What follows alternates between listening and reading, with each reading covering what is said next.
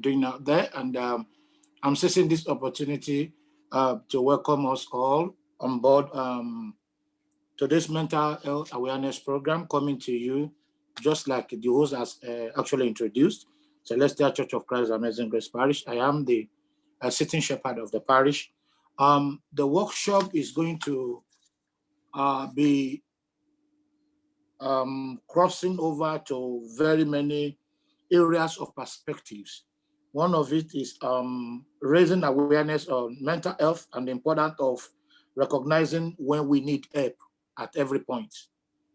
Another area we will be reaching out to is how to reduce stigma and barriers to talking in mental health. We will talk about how to develop housekeeping behavior and skills, how to develop positive coping strategies, and so on and so forth.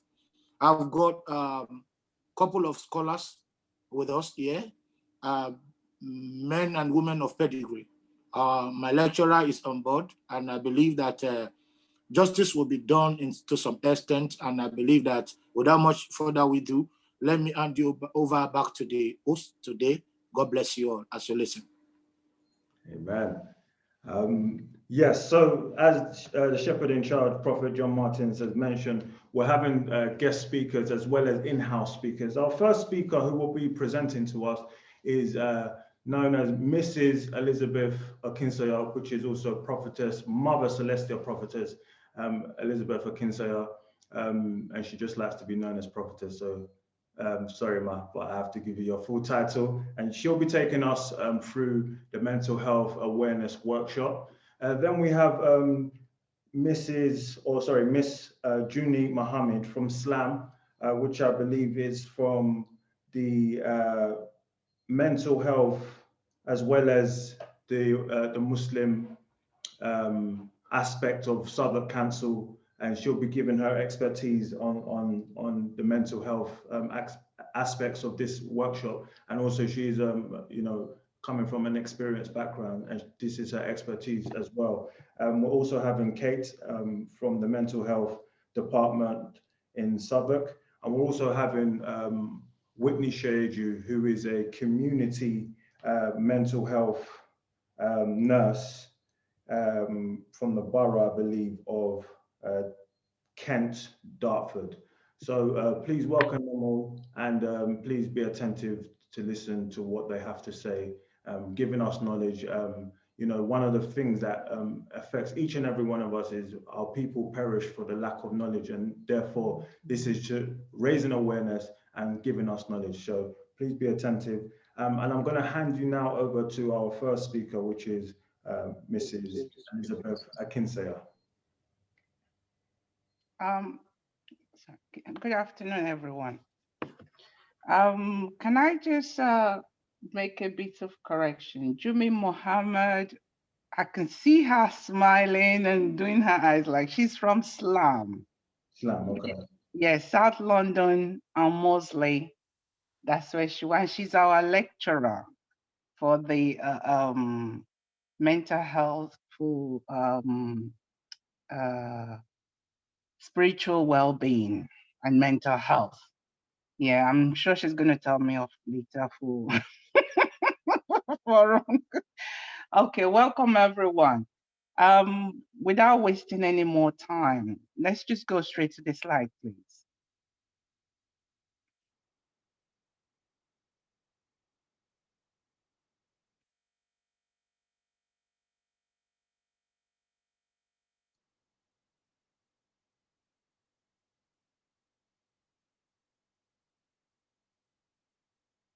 Okay, bear with us a second, yeah?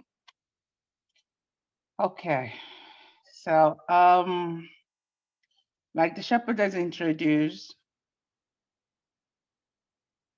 welcome to Celestial Church of Christ, Amazing Grace Parish.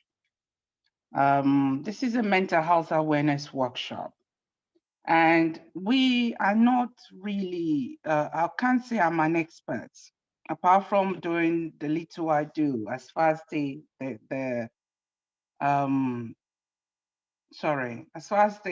mental health is concerned. Sorry, Evangelist Melvin, I'm still getting text that people I know they can't come in. Do you have anybody waiting? Sorry, I can't hear you. I'm admitting them all in now. They should, everyone. Oh, okay. So, okay, because my phone keep bleeping here. Sorry, I'm going to put it in silent, but I can't in case there is a problem. Okay. All right. At the moment now, I mean, I'm not for one that talks a lot. So I'm going to be expecting some kind of feedback from the people that we have. So can we please go back? Do you know if Sister Kate is in from the community mental health team? Do you know if she's here? I don't believe I can see anybody with the name Kate at the moment. All right. Okay. Can we go to the next slide, please?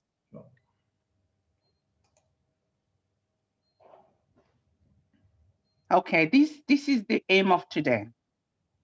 Our aim today, like I said, we're not here to diagnose or to talk about diagnostics or to talk about anything. We're here to talk about welfare, which is our mental well-being.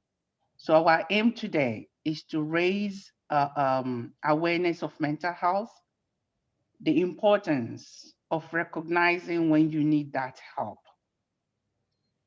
The aim today is to reduce stigma and barriers to talking about mental health, and hopefully to develop some help seeking behavior and skills, and develop some positive coping strategies to mental health. This program, I mean, this workshop is only going to take us about an hour and a half at most, or well, at most 2 hours. So we're not expecting anybody to leave this place today being an expert in this. But what we're hoping you're going to leave here today with is the ability to go and find out more. But please be free if you find that I'm talking too much, because this is very impersonal. But unfortunately, this is what COVID has reduced us to. So I don't really know who I'm talking to. I can't really see who I'm talking to. So I'm going to be expecting some kind of interactive, from the people that are listening. You don't have to be an expert. So it's just say what you know, because apart from Jumi's and the Jumi, apart from Jumi here, I'll say we're all on the same kind of page as far as expertise is concerned with mental health. So can I have the next slide, please?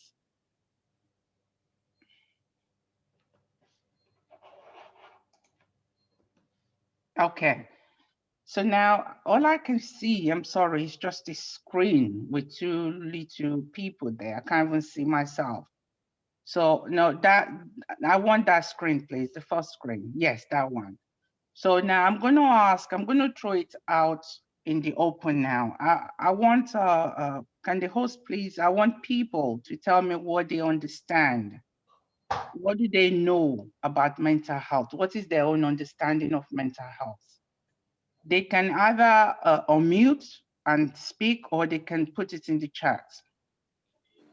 So just let me know what people are doing, please. I think we should maybe put it in the chat.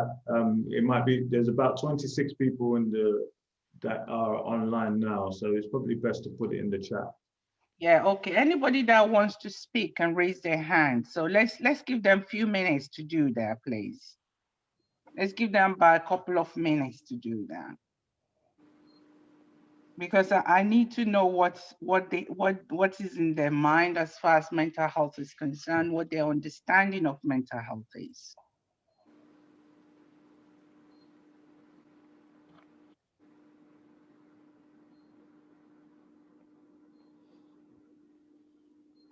Okay, anybody raising their hand, wanting to express what they believe mental health is? And we've got a few shy people. Come on, someone should be able to just say what they believe mental health is. One person? You can just put it in the chat.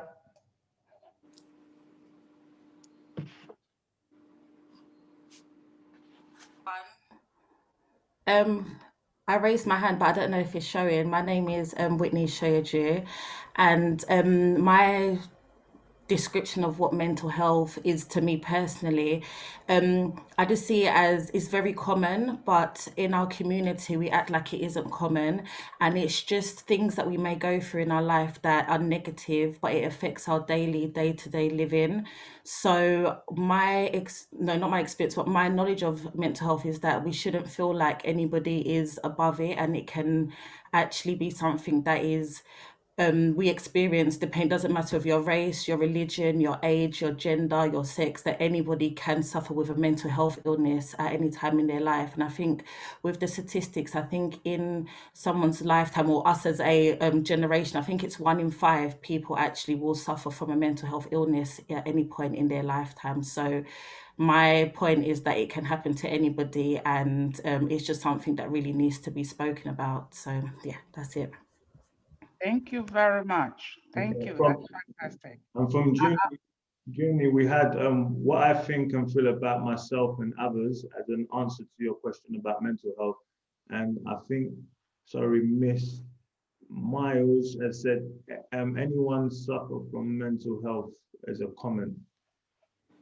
Sorry, everyone suffers from mental health. Okay. Shall we give about a minute whether anybody else would like to say something?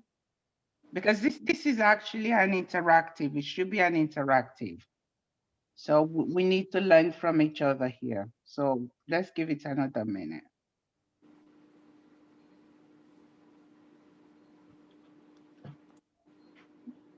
I think coping from normal stress of life is still part of what mental health can be defined with. Okay. Thank you very much, sir.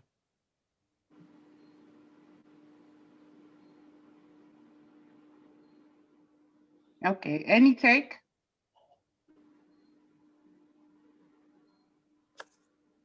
Evangelist Melvin, do you have any take? Any more? Yes. Femi Shade, you wants to say something? Okay. Thank you very much. Can everybody hear me? Yes, sir. Yes. Oh, hi. I think from an African background, we don't actually see, and what we've grown up with and what we've seen, which is a complete misconception of what mental health is, until we actually see someone that is physically displaying an act of madness on the road. That is the time that we know that, oh, this person has gone cuckoo.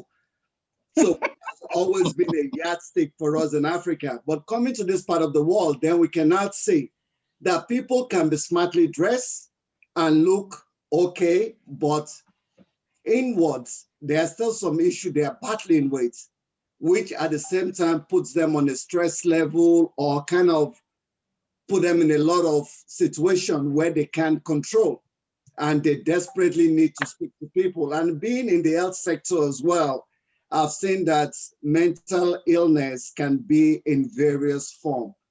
But in my own taking, the cause is always stress. When people get to a situation where they cannot get on top of, or where they cannot surmount, then it leads to a lot of thinking within their head. And psychologically, things start, physiologically as well, things start happening within them. And that eventually leads to a lot of issues that will now come across as mental illness. Thank you. Thank you very much, sir. Thank you, thank you. Anybody else? Like I said originally, this is actually for us to share knowledge. That's what this is about, you know, so that we see if we want to learn from each other. So, Melvin? Yeah, just some more comments I'm going to read out. Okay. We all have mental health, and it involves our emotional, psychological, and social well-being. Mental health is, okay, that's a repeat, on how we feel and think about others, ourselves and others, is another comment from involves us, community interest, is the name of that person. Okay. That's good. So, are we okay to continue? Yes. So let me. All right. Okay. I mean, like I said, everybody you're free to stop us any time you wish to say anything. Just raise your hand up. Okay. What is on the screen now is the World Health Organization definition of what mental health is. It says mental health is defined as a state of well-being in which every individual realizes his or her own potential, can cope with the normal stresses of life, can work productively and fruitfully, and be able to make a contribution to her or his community. That is the meaning of mental health. Yeah, I'm going to allow us just a few seconds just to look at that.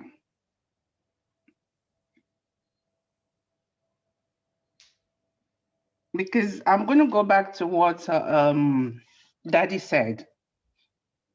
Daddy Shoyeju, he said in African community that we see mental health as when it goes very uncommon until the person becomes something that is now gone cuckoo. But in this country, we can see that mental health is defined as being a good and a bad one. We all have mental health. Every single one of us has mental health. Yeah. See now, Jimmy? Jimmy, is she still there? I believe so. Okay. Because I just want to say to her that I can see what she's going through. All I can see is just a screen. I can't see people's faces, so I can't read reaction or anything. Okay. So, yeah, that definition feels like, for me, I think it does require us to just absorb it a bit. To see that mental health is actually defined as a state of our well-being. Yeah, where we are able to contribute to our community. Can we go to the next slide, please?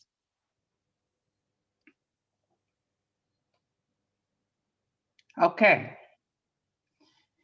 This screen, this is the numbers and what the government says.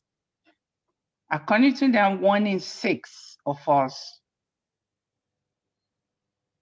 has mental health condition. That is how common it is. 1 in 6. And they said something about that. You mentioned stress. According to them, stress and depression, anxiety, this is by 2014, actually cost 15 million days. Yeah. In terms of unemployment, 42.7.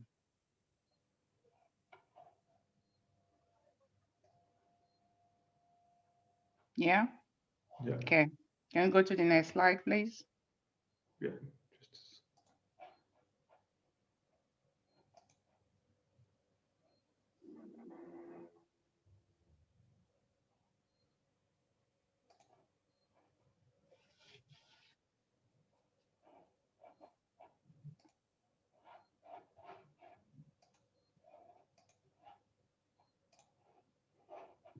Are we having technical problem?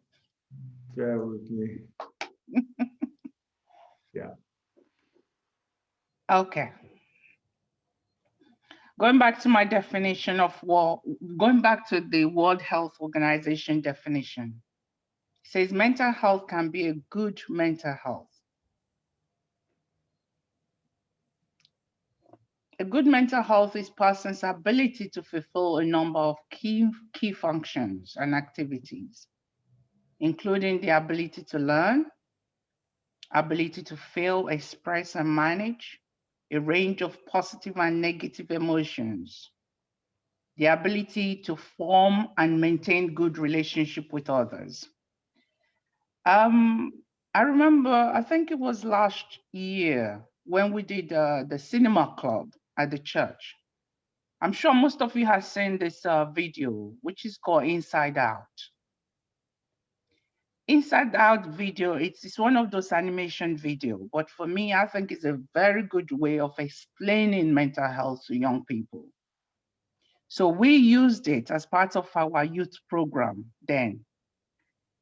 And the conversation that these children were having was that, they looked at the sad, let me just quickly recap the Inside Out. The Inside Out has all the emotions. It has the happy, the sad, and the, I can't remember the rest. The happy, the sad, the anxiety, the anxious.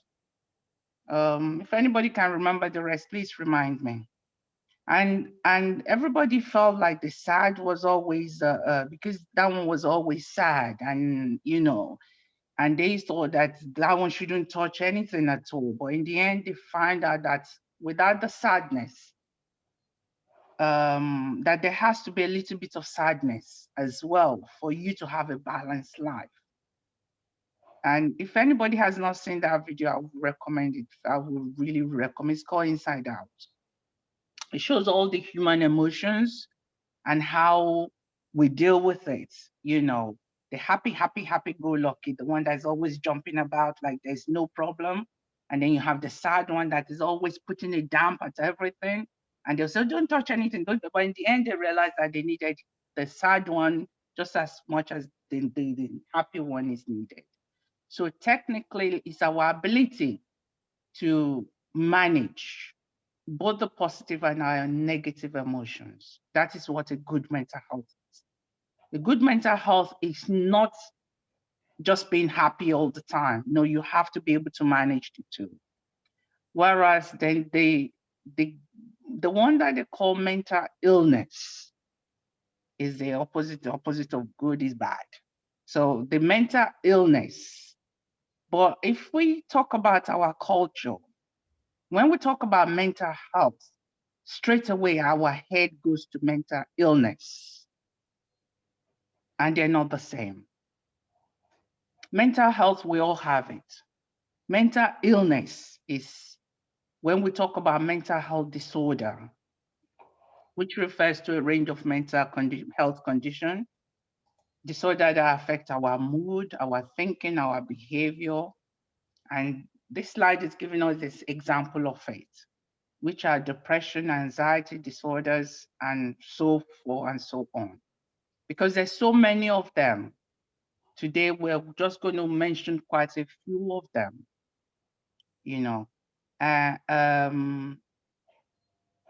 Yeah, can we go to the next slide, please?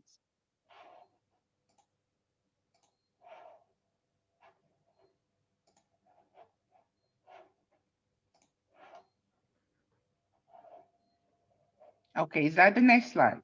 Yes, ma'am. Okay. So there, like I said, there's so many types of mental health problems, but we're going to mention depression as one of them. Depression, anxiety. Then Sister Whitney is going to then talk about, I think another two. So depression, what is depression? Depression actually happens to be one of the, it's very, very common, depression, anxiety. I'm not sure what the percentage is, but I can look into it later. Depression is a low mood that lasts for a long time and affects your everyday life in its mildest form. Depression can mean just being low in spirits, It doesn't stop you leading your normal life, but makes everything harder to do and seem less worthwhile, as it's most severe. At its most severe, depression can be life-threatening because it can make you feel suicidal, which is a different, we're not going to go into that today. I'm hoping, you know that video? Yeah? Yeah. Can you find out if Whitney can play it from her side for me? Is it possible? Okay, let me just. There's a video that is called my Black Dog. I don't know if anybody has seen it. We try to play it. That's one of the reasons why we're late in starting. But we're having some kind of technical problem playing it. So if we have any technical guru among us here, maybe that person might try and help us out here, please.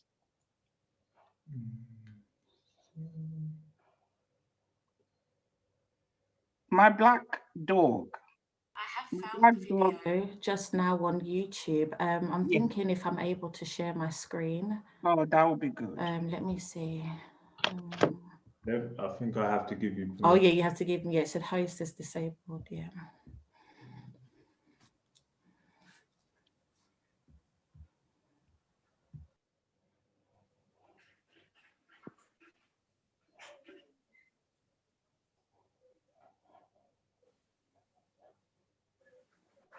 Let me see.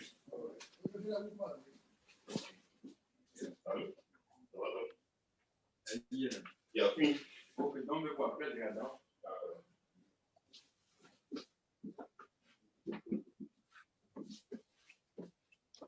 ça va, oui. Et c'est un peu chose. Il y a un filmé qui vient un peu. You should be able to share it now. Tout fort. Donc, ça va, plus de ça. So someone's mic is on. Can you just mute it? No, sorry, bro. It's still not allowing me to share my screen. Or rather suggest probably we should continue while we're searching for that. Maybe we could get back to that later. Okay.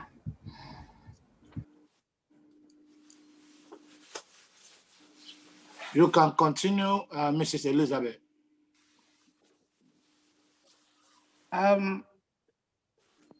Okay.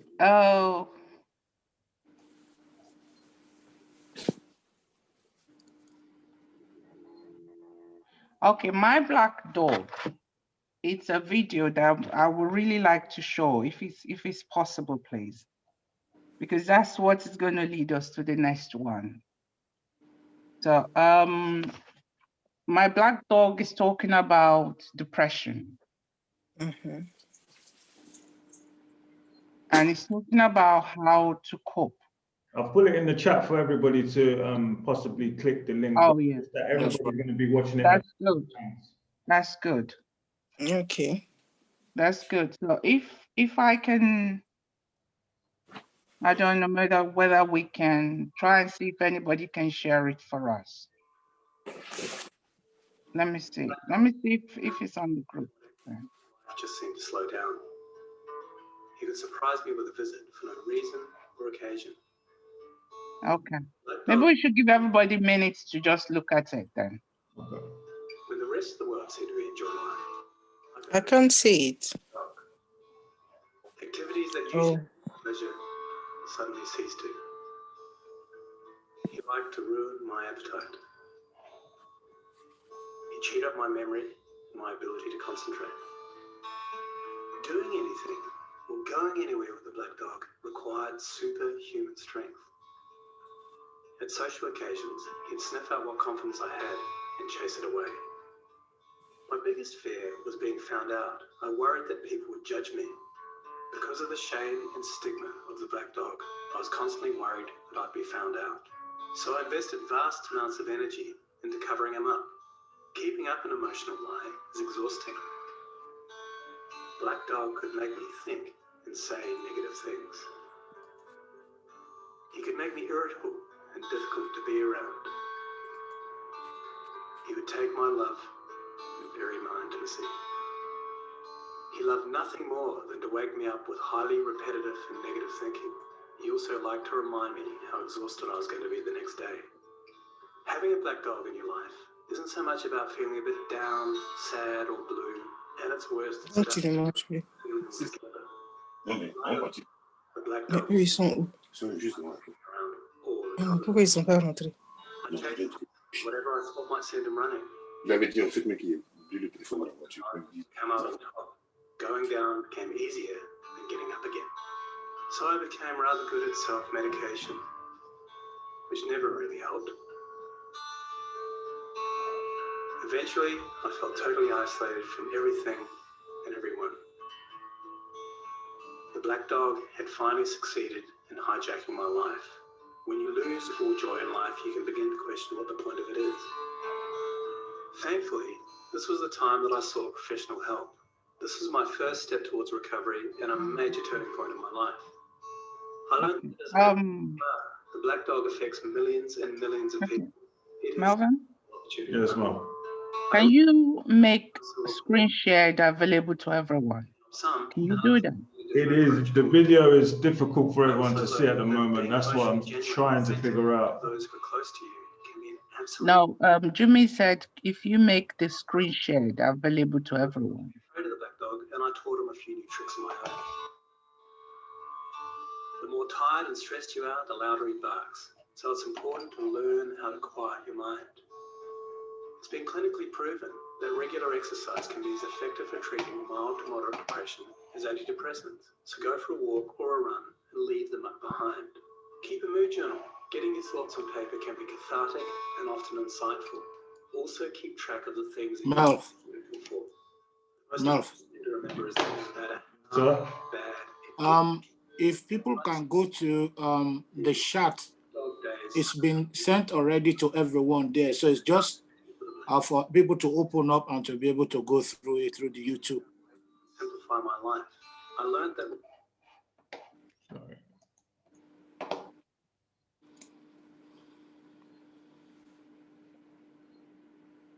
Okay, so we'll just continue then. Yeah. Okay, so have people been able to have a look at it? No. Yeah, it's been shared in the chat, so anybody can. No. Sorry, you couldn't see it. Me too. I couldn't see it.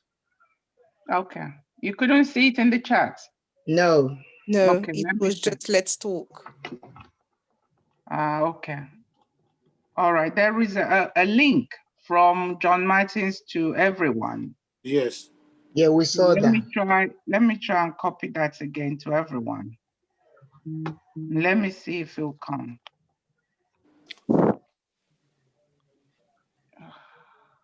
Okay. No. Mel? Yes. Maybe you should try and do it, send it again. You know, the YouTube link. Yes, let me. Yeah, try and send it to everyone again, and then we'll see what we do. The link is accessible. You're able to use it because I struggled to opening it, but I went on the link.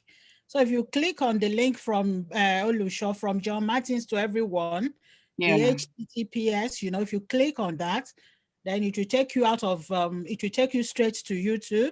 Yeah. That's correct. And because we cannot feature it on the ongoing slide because of interference, that's why I said it should be copied to, then you can get the link through straight from the YouTube. So if you access your chat, yeah, go to chat, click the link, and it takes you straight there. Okay. So I had to pause my video to come back to be part of this discussion. That's right. All right. So are we sure now everybody has access to the link, yeah? Yes. Okay. So could you just find out, can they just thumb up who has not got an access? Did that lady get to see it? Yes, I did. Yeah, but the other lady who couldn't see it, no, I don't know if she said she couldn't see it in her chat. Yes, I'm the one. On the chat. Are you seeing it now? No, I can see you talking. Are you able to access your chat? No, because when I'm trying from like, it's because you're on your phone. Yeah, you're on your phone. So this is why, because I can see each of you when you are talking. Can see, yeah, I'm on my phone. It's you're true. on your phone. Yes. So you just need to go to more, and then there's a part that says chat, and once you do chat, okay, more. Yeah. Okay, yes, chat. I can see it. So then what I'm going to do is, if you just... I can see from John Martins to everyone. Yes, yes, click that. Okay, I click on this one, no problem. Yeah, so Thank you in your so own much. time, for the purpose of time, in your own time, I think it's best for you to click that afterwards, because... Okay, then let me go back. So no problem. Yeah, so I'll just do that. Okay. Mommy Elizabeth, I'll hand it back over to you. Okay. All right. Okay. Thank you so much. No worries. No worries at all. Thank you very much. What I will do is maybe we will share the link again.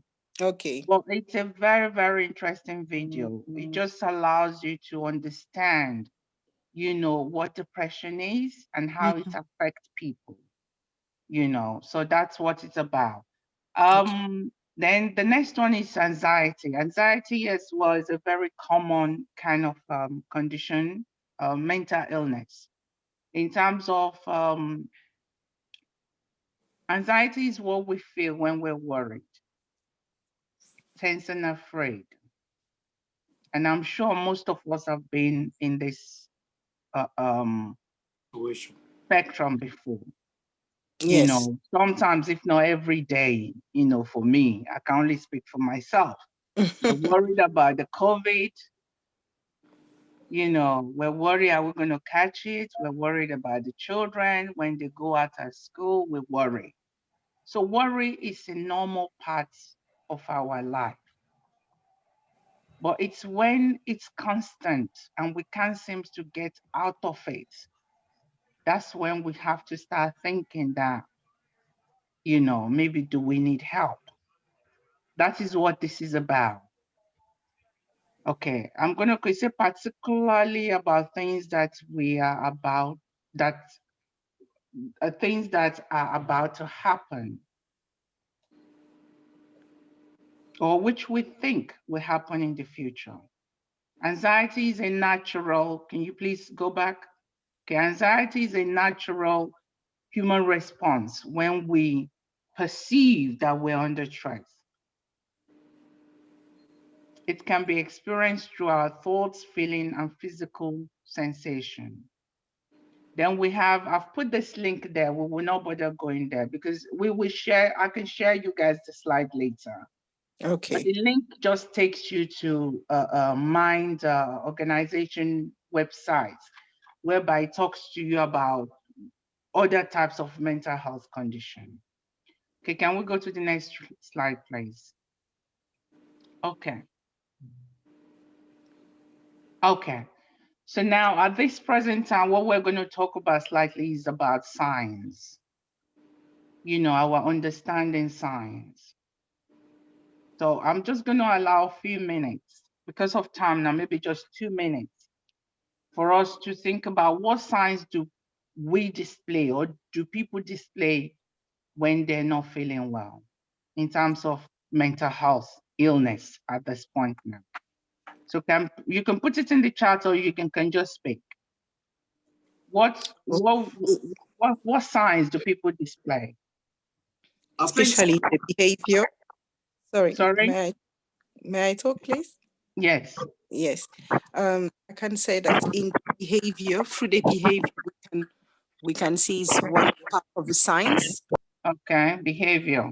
Yeah, behavior and body language. Okay. Okay, thank you.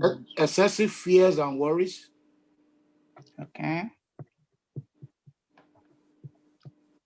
Anything else? Sleeping pattern can change as well. Sleeping pattern. Okay, that's good. Significant tiredness. Okay, we've got some things on the chat. So please, Melvin, can you read them out to us? Changing appetite, I can see that. That's a good one. Yeah, I've seen that as well, yes. For me as well, I think part of it is going to be withdrawal. So Withdrawal. that person will withdraw, yeah. So the person won't be talking to you or won't be close to you. We just try to keep or bottle things in. Okay, withdrawal. I saw fear and tiredness. Yes, Constant frustration. Frustration.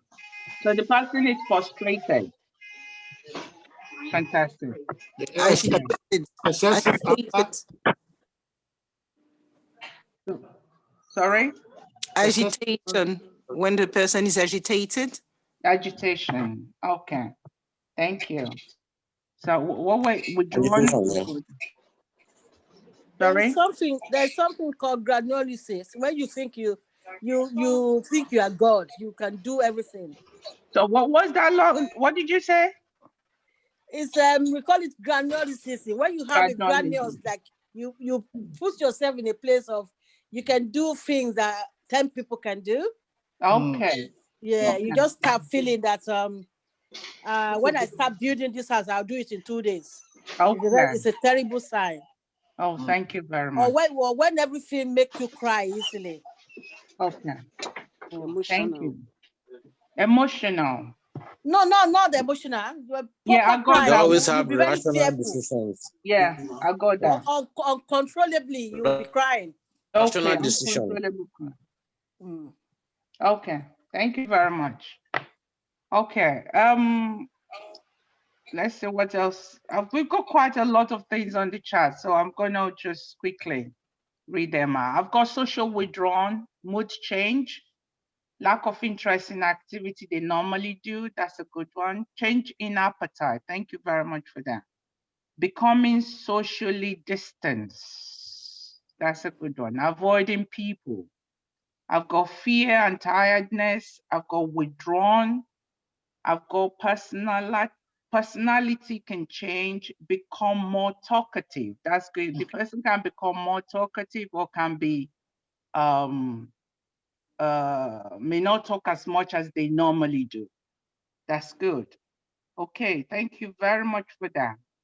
I feel like we have experts in the room. Thank you so much. Okay, let's go to the next slide.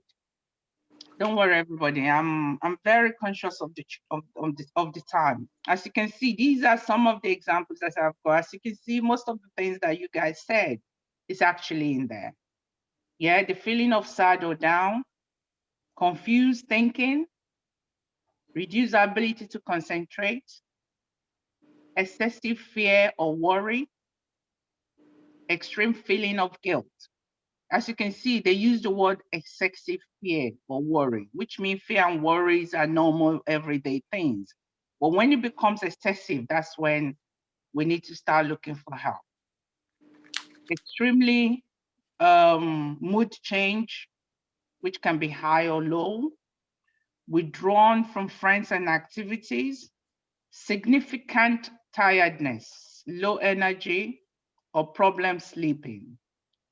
Detachment from reality, which is delusions, paranoia. Then I've got troubles with alcohol, drug, can be parts. And then major change in eating habits. Sex drive changes. Excessive danger, hostility, or violence. And suicidal thoughts. So these are many more, as has already been pointed out, are signs that somebody needs help or that we need help. Okay, what's on the next slide, please? Okay, I'm gonna leave this screen open, but I want us to talk about stigmas and barriers. Forget about what I've put here. What do you guys think the stigma of African people, African, what is our problem? Why do we not seek help?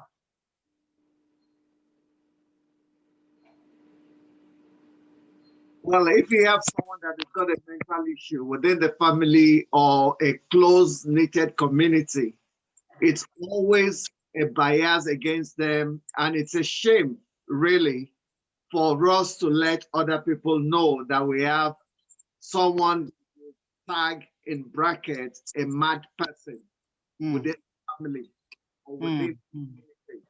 So it's with all these kind of notions that always prevent us to seek help where it's very necessary. Thank you very much, sir. Anybody else? What is stopping us from getting help? I think to follow up on what's been said, many people tend to believe that there's no such thing as depression, there's no such thing as anxiety. It's just you being paranoid or like it was said, like madness, as opposed to, so it's almost like it's dismissed as opposed to it being accepted that this is someone's reality. So that can kind of push people away from speaking up and just battling with it alone. Yeah, I can hear you. Fantastic. Miss Junie Mohammed has said embarrassed and sense of failure. Sense of failure. To contribute on that aspect, on as a man's on the man's perspective, because the men may be the ones that look. Sorry, could you repeat that? Men? Sorry, yeah. So the thing is, men may be the ones that looked at to be the stronger ones. So for a man to then come out and say he's feeling down or this is or that is happening to him, people might actually look, oh, I thought you should be the stronger one, you know. And I think for that, for many men, I think for that because of that, many men just like to bottle things in their hearts, and then that's what then leads to other aspects, you know, maybe them killing themselves or whatever. But it's just about them bottling it and not being able to actually say out because people think they should be the stronger one. Stronger. Oh, thank you very much for that. Anybody else? Thank you so much. I think sometimes as well that mental health is spiritual. Spiritual. Yes, yes. Because of that misconception about what it is, there is no enlightenment around it. We don't talk about it much, and people think it's a spiritual thing. So then people won't seek help appropriately. Thank you so much, Sister Shadi, for that. Because that is why we are doing this. Thank you for bringing that. To follow on from what Sister Shade said, I do feel like us Black people in our community, we do see it as a taboo because we can see it as it's spiritual, it's witchcraft, so we don't really want to talk about it or share light in it in the way that we should, even though it's not, that may not always be the case. So I do feel like, especially with the Nollywood films, we see people that have been, witchcraft has important them and they've lost their mind. So we've always seen it in a negative light growing up. So speaking about it now can be a bit hard.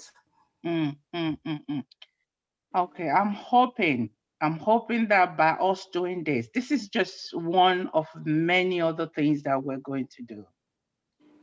We're hoping that us doing this, you know, that we're going to feel easy to talk and be able to seek help. Anybody else? We're still on stigma, please. Because this is a very important aspect of this workshop. This is why I want people to be able to tell me what is it that is preventing us, you know, African people. I can only talk about our culture, preventing us from seeking help. Anybody else?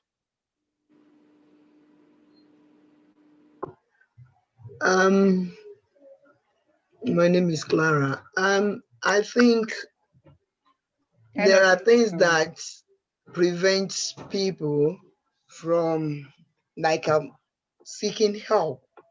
You might think, what are they going to say? Are people going to look at you? What will be the reaction of the people when they see you on the street? And because they have actually rated you higher than whom you are, but because you are going through some certain things that you cannot even explain to people.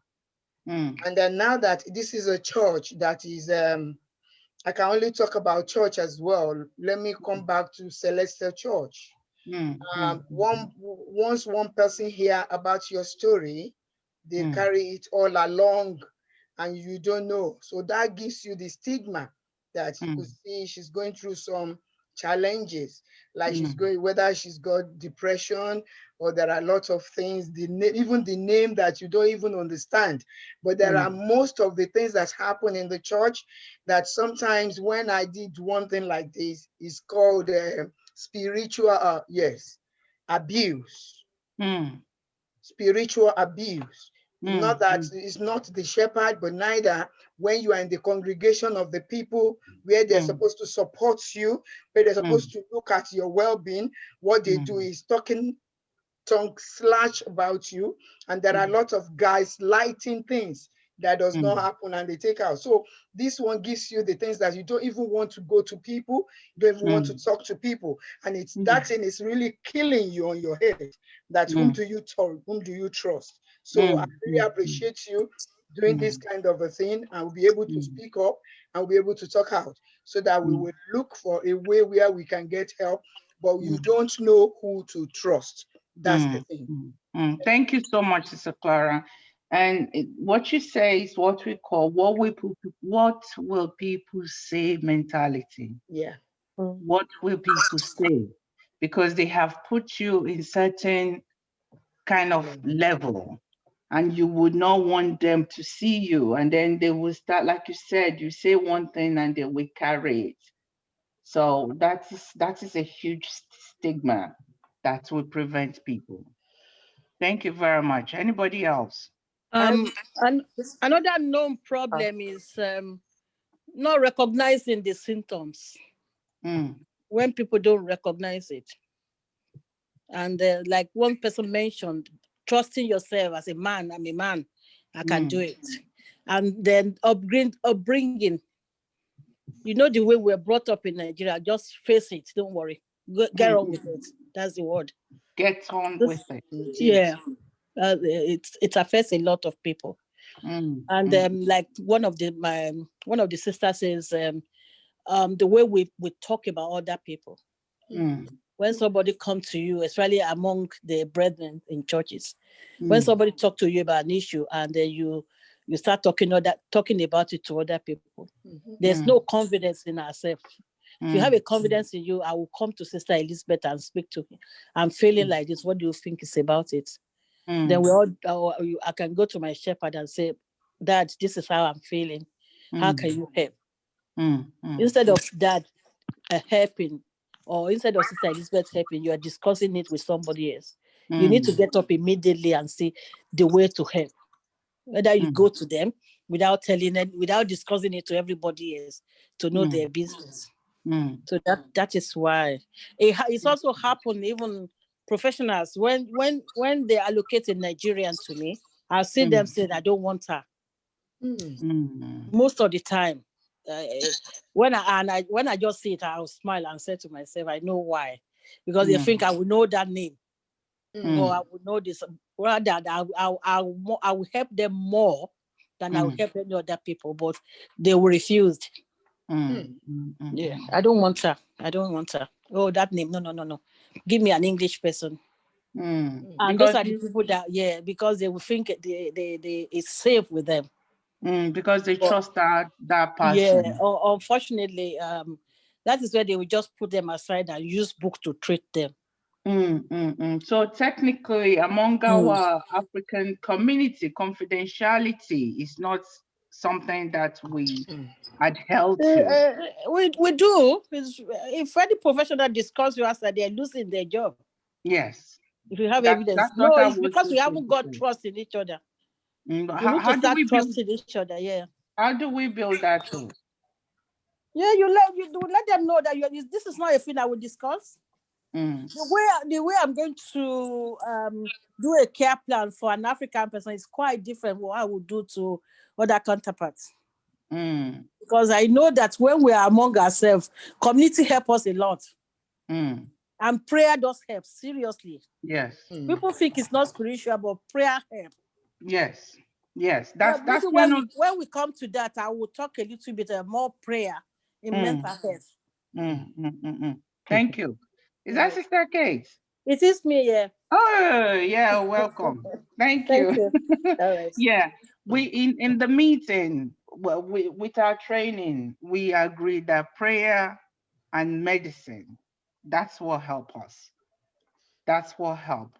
Thank you so much for that. Okay, so we're gonna move forward now. Mommy, do you mind if I just make a quick contribution? No worries. No, okay, man. So all I want to say again is sometimes our character does let people think or know that they can talk to us. So I've got 2 of my friends who have spoken to me about their mental health. One from the church, and no one knows about it. One from the church and one from my place of work.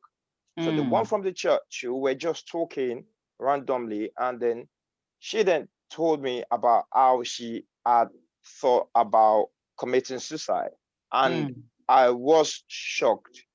This is someone that I talked to, and you know, I wouldn't have thought that she was going through that, you know. But after talking to her, I just all I had to do is, because she didn't want it to get to other places, she just wanted to confide in me alone. Now, all I did was just kept on keeping in touch with her, speaking to her every now and then. Is she all right? Does she want to meet up with me? Is there any way I can help her? You know, and then my other colleague as well from work, it's just the way I've seen him is, like I said, it was withdrawing himself. And I was like, what's with you? You know, and then from there, he opened up again. I think sometimes when we just put ourselves in that position to people know that they can actually talk to you, and you know that them having confidence in you, you'll be able to help them out. Because sometimes it's just about actually just talking, telling someone about what they're going through. Yeah. That's it. Once they can get that out of the system, then it gets better from there. Yeah. I'm not a professional. I'm not mental health professional in any way. But sometimes all I just want is to keep up with them, to keep in touch with them, and just talk to them. And from there, they just, you know, it is up. But that's just my own bit. Thank you very much. Very helpful. Thank you so much.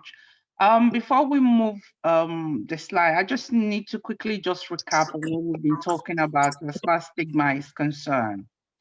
Stigma, it's a big aspect. It's a big barrier for us in seeking help, which most of which we have all, I mean, we are just allow time for us to talk a little bit around stigma so that we can understand stigma and how it prevents people from seeking help.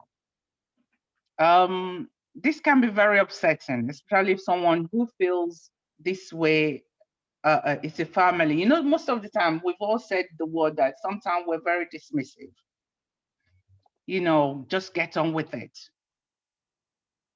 Oh, you're a man up. You know, words like that, man up and things like that. It can be very, very helpful, especially if it's someone that is closest to you, that is the one using words like that.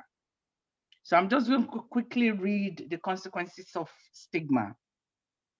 The person gets robbed of the opportunity to live a quality life, to get a good job,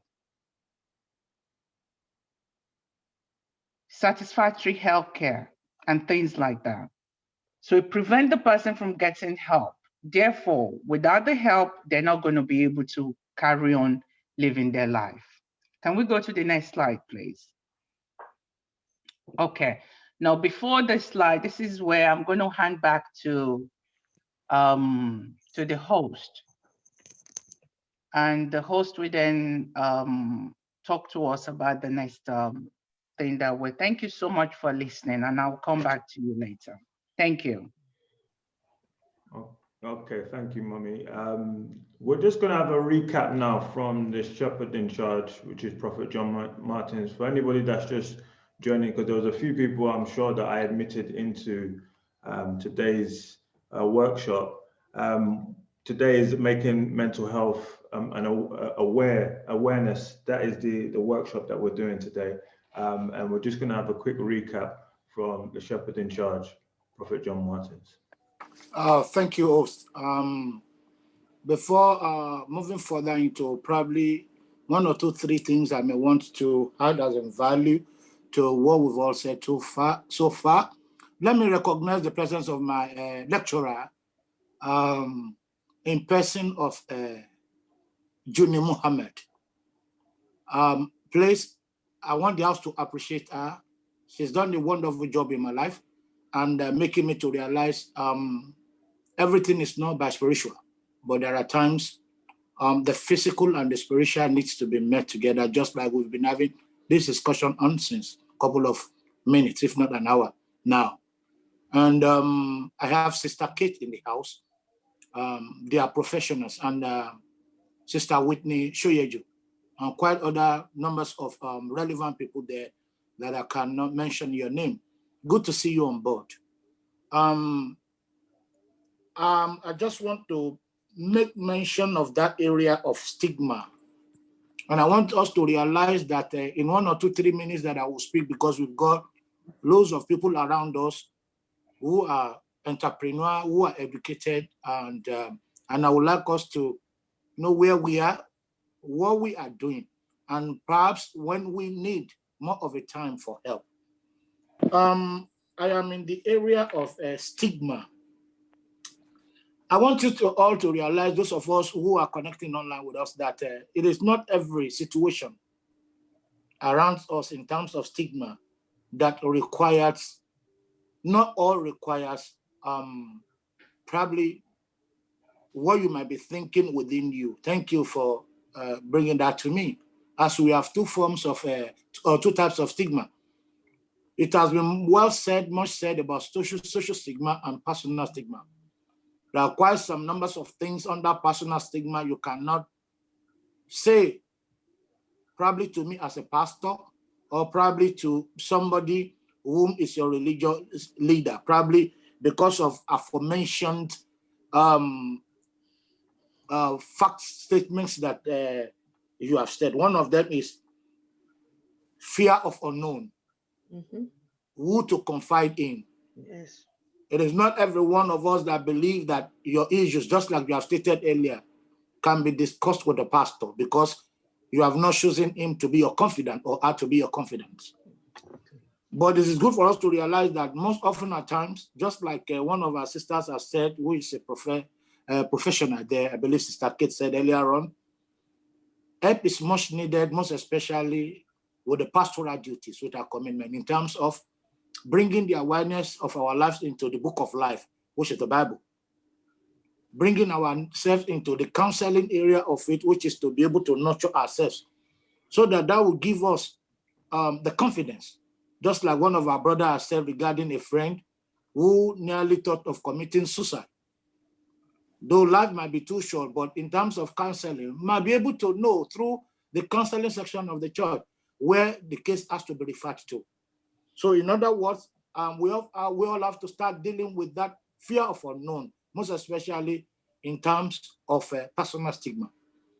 Then when we come to area of scared of being judged, yes, it is true.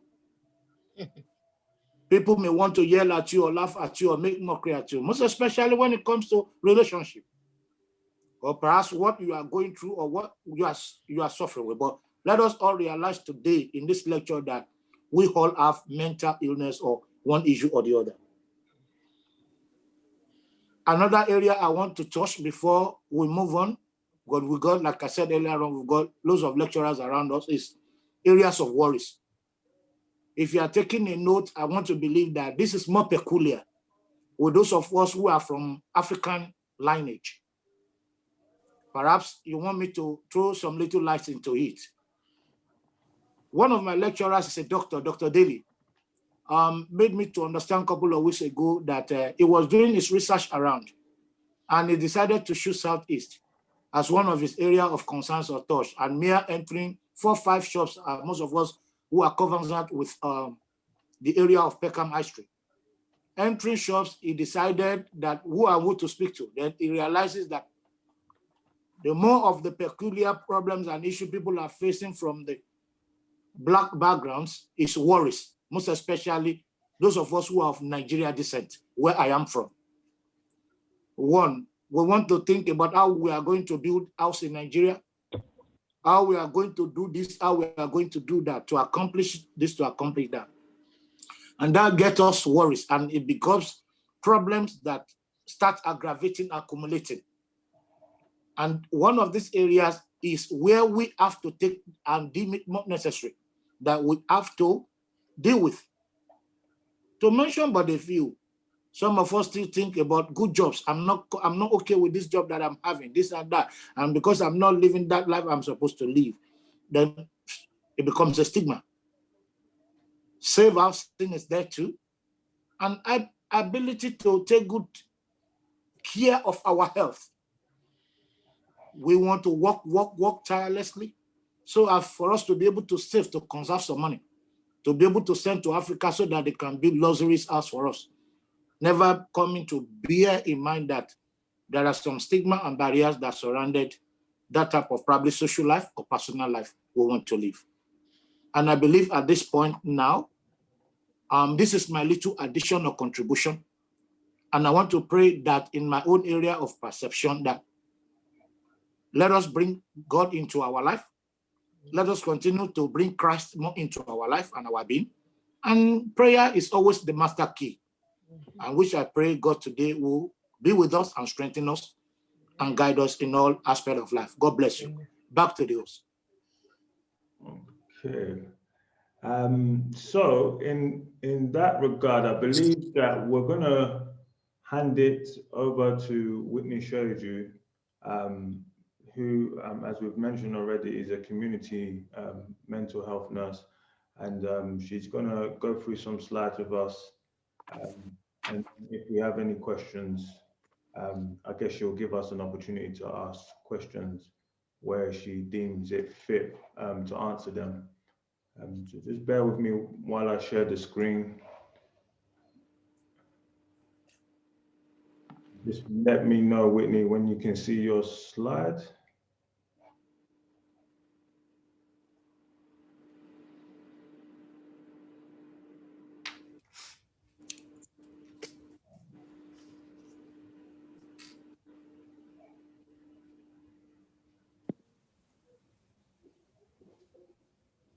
Right. Yeah, I can see it. Okay.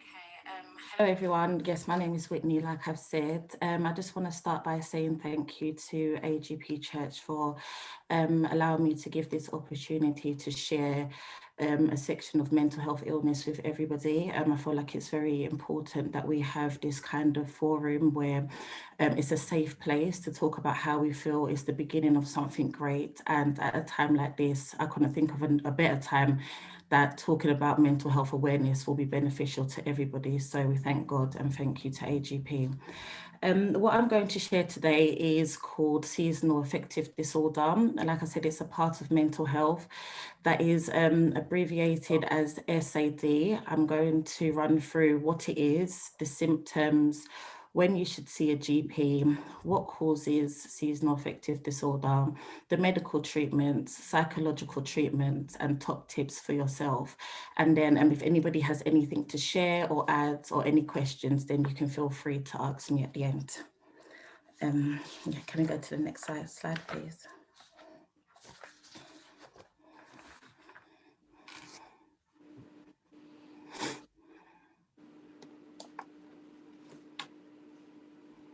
So seasonal affective disorder is a type of depression, and why it's called seasonal is because it occurs in patterns according to the time of year.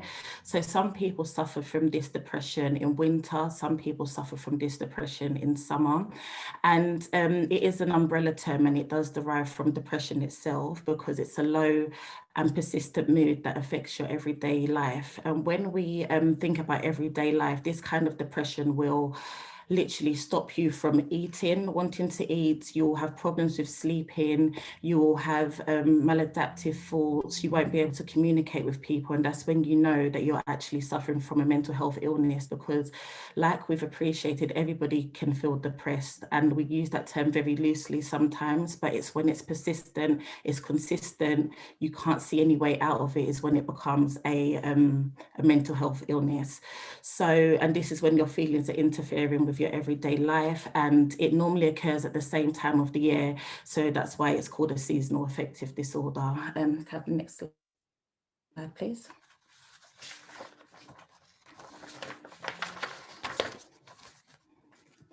So the symptoms of SAD is the lack of energy. This is when you can be feeling more tired as usual, and you feel more lethargic. You find it difficult to get out of bed in the morning. If you're working from home, you can have issues with napping during the day when you shouldn't really be sleeping, and you generally have no motivation to engage in anything during your day. There could be the lack of concentration. It could be when you're at work, when you're interacting with your children, even in church, you feel like you can't focus on anything. Your mind is constantly wandering, constantly focused on something else. The third one is that you begin to avoid people. You cancel dates, you cancel meeting up with your friends. You want to stay at home. You don't check up on your messages, your emails. You avoid phone calls from people. Sleeping problems, like we've already highlighted, some can be seen as insomnia. That's where you just literally, you don't sleep, you're awake during the night, or you're having very intermittent sleep, like sleeping for 3 hours, waking up, another 3 hours and waking up. Another symptom is feeling sad, low, tearful, guilty, or hopelessness. Changes in the appetite, like we've highlighted, this can be overeating, comfort eating, or not eating enough, where you're skipping meals, you have no motivation or enthusiasm about food. Another symptom is being more prone to physical health problems. So this is something that people don't really notice. Like you can be feeling sick, like a common cold, a flu, aches and pains in your body. And sometimes you generally think that there's something physically going on with yourself. But in reality, it's a symptom of seasonal affective disorder. You feel like your body's aching and you don't really know why, because a lot of the things that we can feel mentally can start showing physically, and that's when a GP can highlight that. They'll do your vital signs, check your blood pressure, your pulse, your urine, your blood, and there's nothing wrong, but you're still saying I actually feel physically sick, and it's because you may be experiencing this kind of depression. Losing interest in physical contact, that can be you don't care for intimacy, you don't care for affection, you just want to be left alone. And then the last one is suicidal thoughts. Can we move on to the next slide?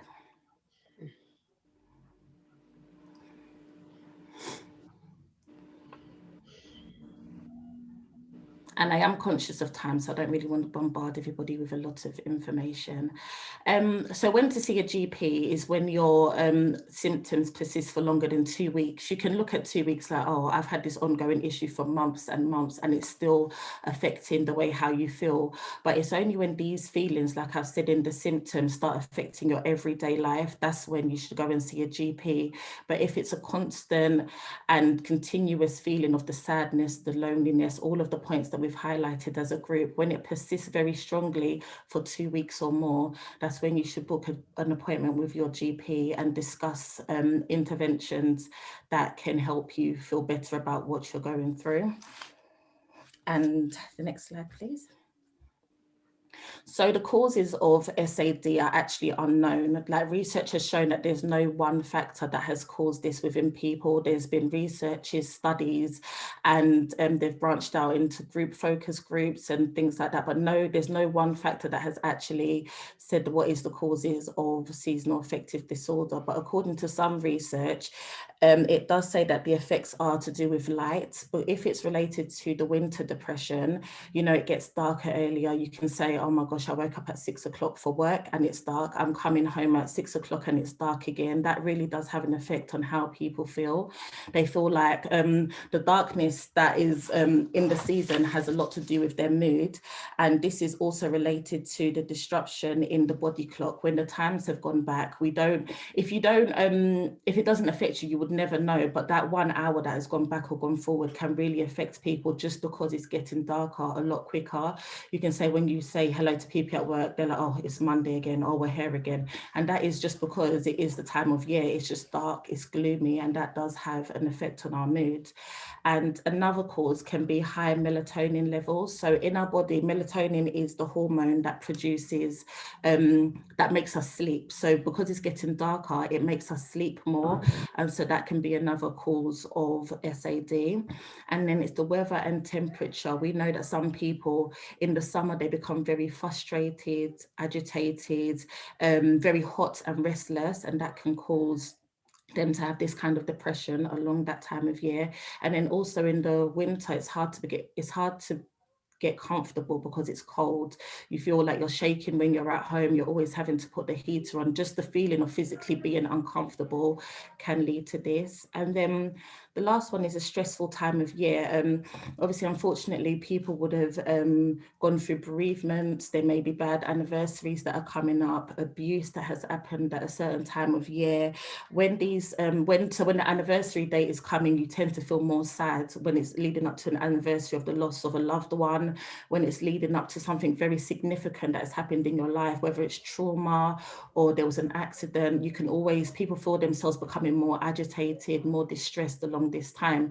So that's why this seasonal affective disorder is called a pattern kind of disorder, depression, because it does come at a certain time of the year.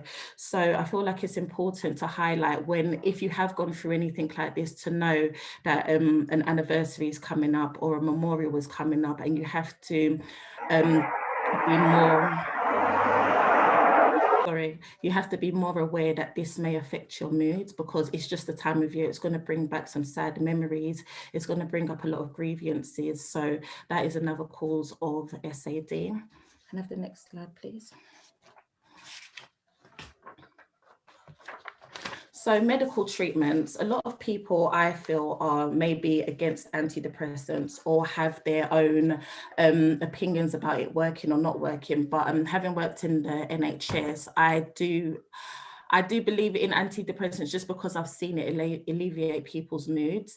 And this is because of certain antidepressants that can be prescribed from your GP. They increase the levels of serotonin in your brain, which elevates your mood. So serotonin, I call it the happy hormone, which can make you feel more better, can put you in a better mood. The thing about antidepressants is that it's not a quick fix. It's not a magic pill. It's not like it's not paracetamol. You're not going to feel better in 4 hours. It normally takes 4 to 6 weeks before it can become effective. So if you ever feel like you need to go to the GP, your GP has prescribed you with some kind of antidepressants, you have to give these things time. It's not going to work overnight. And really and truly, there's no guarantee that it will actually work, because as we know, we're very different. Each human to every human is very different in their makeup and how receptive they are to medication. So it can take up to 4 to 6 weeks. Medical advice is take the medicine as prescribed. If it's once a day, twice a day, you continue to take it as it is prescribed, so that it can have its therapeutic effect on you. The common side effects of any antidepressant is it can make you more agitated, it can cause shakiness, it can actually make you more anxious, which is an adverse effect, upset stomachs, diarrhea or constipation. The next slide, please.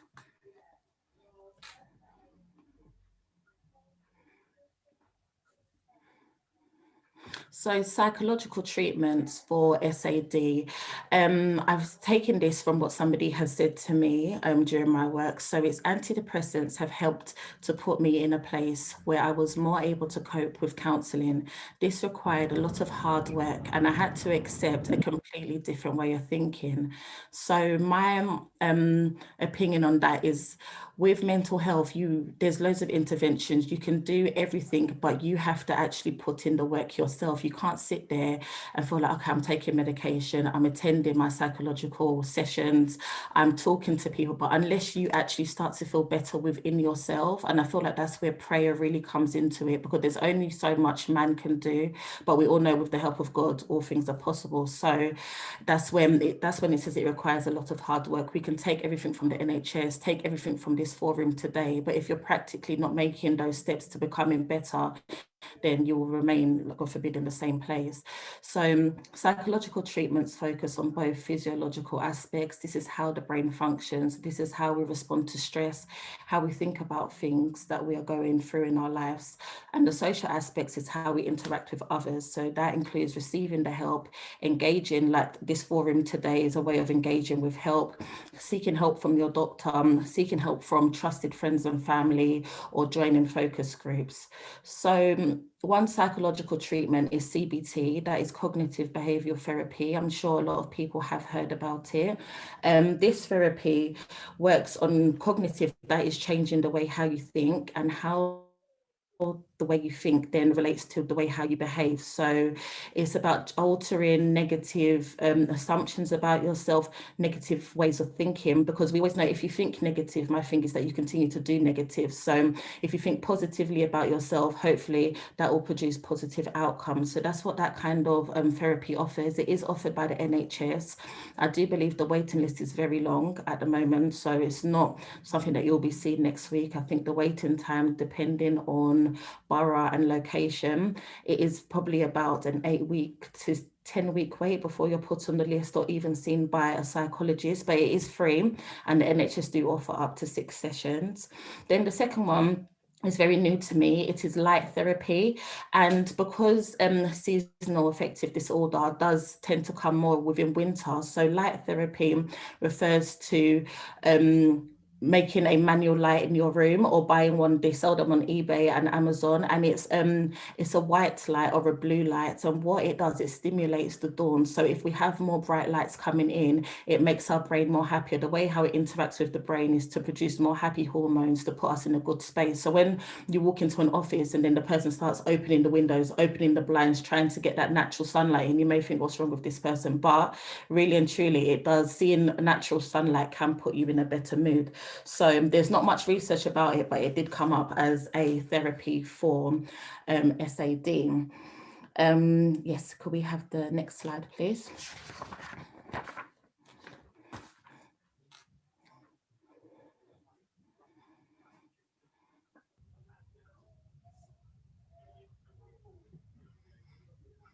Okay, so the top tips for yourself, and I believe in self-care very much, is in winter is making the most of the natural sunlight. So this can be going for walks, making sure your blinds are open in your house. That don't, especially lockdown has caused a host of problems for everybody in their own respect. But if you're working from home, if you're working from the office, or you may not be employed at this moment in time, it's very important to enjoy the natural light that God has blessed us with. Take that time, go for a walk while it's still light before 4 o'clock, open up your blinds, open up the windows, and just receive that natural light, because you may see it as such a small thing, but I feel like it can do a lot for you. And summer, when you're feeling the hotness, the agitation, I think we do take for granted how important it is to stay hydrated. And I didn't want to bombard with too much information, but drink water, stay hydrated, make sure that you're actually looking after yourself. And when you notice that you're starting to get a bit frustrated, a bit more worked up because of the heat, and it may be because of the heat, you snap more at people, it's just important to look after yourself, and that is encouraged from a healthy diet and having adequate food and fluid intake. Another one was visit more inside spaces. So although I have said about the natural sunlight, but doing indoor places for me is doing something that you haven't done before. Go to an outdoor garden, strawberry picking. I know all of these things, it seems like, why do I want to do that? But we see, and it's in our Black culture, it's not something that we do. We're not very, I don't want to generalize people, but it's good to branch out, do something you haven't done before. Rock climbing, all of these indoor things that you can do just to stimulate your mind a bit better. And I know because of the lockdown, everyone's thinking, what's even open? But if it does, the lockdown does come off, these are things that you should actually try to do. Just get out there a little bit more. Don't just stay in your house thinking about what you're going through. And it's just about preparing for both the winter and the summer. If you know that there's a certain time of year where you start feeling down, if there's a certain time of year that something bad has happened to you, just prepare for that. Know that, okay, June is coming up, so-and-so happened on the 4th. Just make yourself aware that it might put you in a bad mood, but there's things that you can put in place before then so that you're prepared for it. You know what's coming, but you can control how you feel and how you deal with that situation. So one point is talking to somebody. if I speak about myself in general, I'm not very good at opening up, but I've learned how harboring things inside of you, it's like, it's basically drinking poison. And then at the shortest time, you will burst out on somebody when you don't really mean it like that. So talking to somebody that you know and trust makes a big difference. And this forum, like I said, I'm very thankful to God that we have it, because I believe it is a safe space that people can talk about their personal experiences when we continue to do it. And keeping a journal, if you're not very vocal, you can write things down, you can make mind maps, you can keep a track on how you feel. Like today, you can say Monday wasn't a very good day. Jot down all the things that happened on Monday. Tuesday, you do the same, just so that you're able to keep on top of how you feel, and you can make those practical steps on making things better. Like I said, plan for difficult times. Maybe if an anniversary is coming up, maybe book, go somewhere else. And I know it's hard to say because we're in a lockdown, but these are practical things we can do when life is a little bit back to normal, and learn ways to relax. So this could be exercise, going for a walk, interacting with other people, listening to music. It's all the things that we know, but I feel like sometimes we know it, but we just don't do it. You will sit there and wallow in the sadness that is going along. But I feel like being active and not forgetting about your issue, but not allowing the issue to define your day or define your life. I feel like that's very important. So that is seasonal affective disorder, probably in the quickest way possible because of time. Is there anybody that has any questions? Like I said, I'm not an expert, but I just work in the field. So if you have any questions, please pipe or raise your hand and we can discuss it together. Thank you for listening. Oh, and then sorry, the last slide just has some helpful phone numbers, but maybe it can be emailed out to us or put in the chat so that people can quickly take a screenshot. If there's no data protection here, people can take a screenshot of it and keep it on their phones. Just very helpful numbers that you can call. Hi, Whitney. I just wanted to ask, you know, I work with children. Sorry, everybody. My name's Sarah Shadu. So how can during obviously lockdown, the children were off for 5 months. So me being a teacher, as a practitioner, how can I help children and boost their mental health? What would you advise? With children, it's quite hard because of their emotions at the same time. But what I would say is listen. If I know you're a teacher, and if a child, you can be, these kids are doing my head in, but I feel like you should listen. Always give the time to, even if you feel like they may have nothing good to say. I think that listening to a child is very important, giving them that space. And it's not about just being, oh, Joan, what do you have to say? Like putting your phone down, making sure that there's no distractions so that the child knows and feels safe that they have your undivided attention. I feel like that does work. Well, that's my personal opinion on it. Giving the child your undivided attention, taking distractions away, and actually sitting with them at eye-to-eye level so that they don't see it as teacher and child, they see it as this is somebody safe, somebody that I can relate to. So physically sitting with them, like your chairs are at the same space, not that you're standing and talking over them a lot, because they said a lot of our communication is via body language, and the rest, I think, is about 70% is body language and the rest is verbal or however else we interact. So yeah, giving the child a safe space to be able to talk, I think. Lovely, thank you. You're welcome. Hello, Mommy Whitney, can I ask a quick question? Hello? Hello, yes. I'd like to ask, my name is John Martins. Can I ask Sister Whitney a good question? Yes. Out of the causes of SAD that are aforementioned, you talk about the area of high melatonin levels, yes, which make one to sleep more. Can you please expatiate more on that, at least? Yes, so in the human body, melatonin is a hormone that we all have, and this hormone gets us ready for sleep. So it's produced more when you turn off the lights in your house, when you begin to unwind. You know, you have that natural body clock. Your body knows that it's bedtime.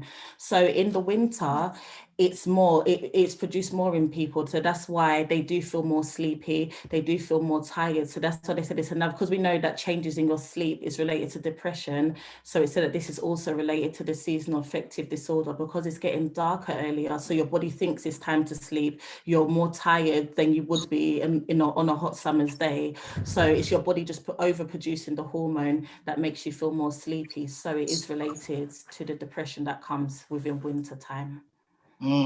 Thank you. Is that okay? Thank you. You're welcome. Whitney, just to touch on what you said in regards to the different symptoms, if it's something that you've experienced, like you said, months on months, but if it doesn't affect your day-to-day lifestyle, what if your body or you as a person are used to these symptoms? How would you know that you need to seek extra help from someone, well, a GP, shall I say, if you've adapted it to be your day-to-day? Oh, so you're talking about like you're still able to continue living your day-to-day activities, but you know that you're feeling it. So you've probably built a working mechanism to get over it, which you're probably not even aware of, where you know that you're going through something, but you're just powering on. And what we have spoken to, I think Deji mentioned it, is that we're made, I feel like us Black people are made to be strong, and we have to continue doing what we need to do. But I feel like if you know that it's a negative aspect of your life, but you're still powering on, I feel like deal with it now, because you don't want it to affect you years on. I don't really want to sound very morbid and it's going to come, it's going to bite you in the back when you're like 50 years old, but I don't feel like we should have to consistently deal with anything negative.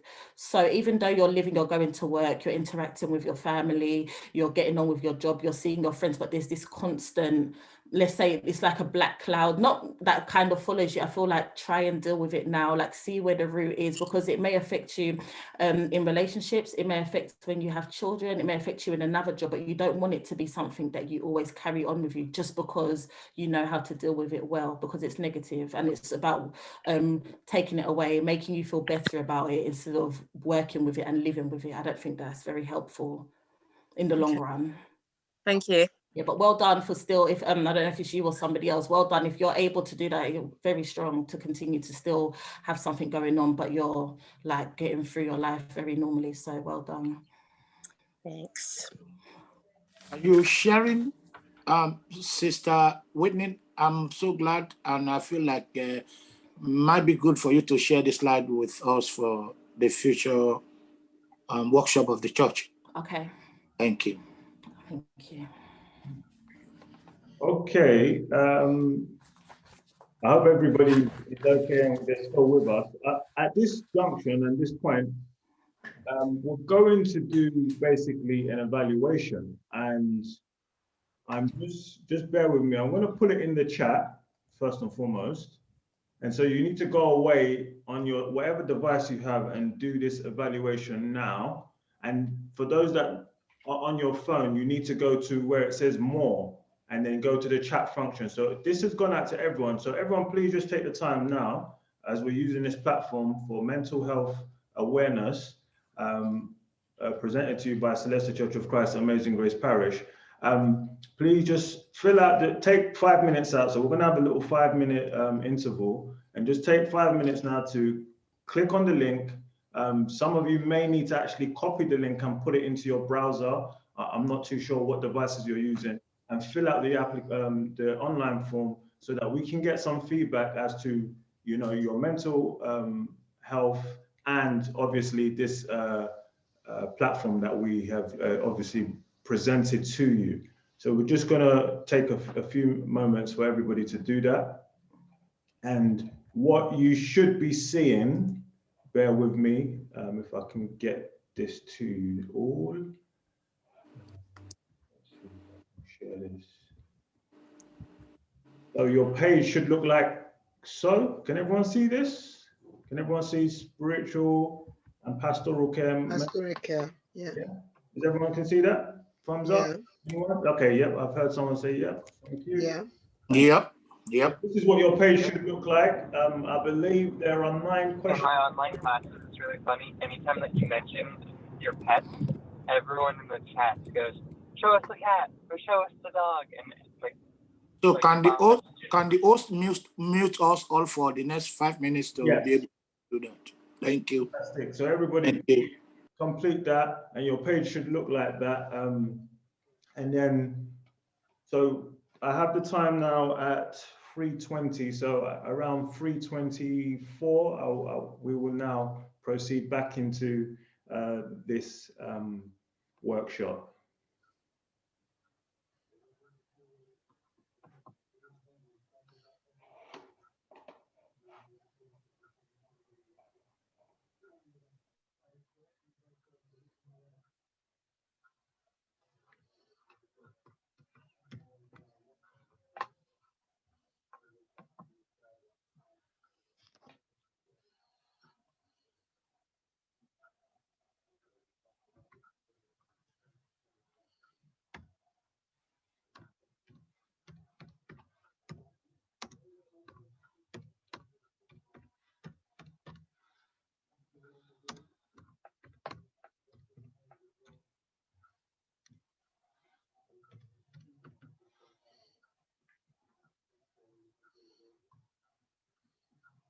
Okay, sorry, can I just say, host, that's when they go into the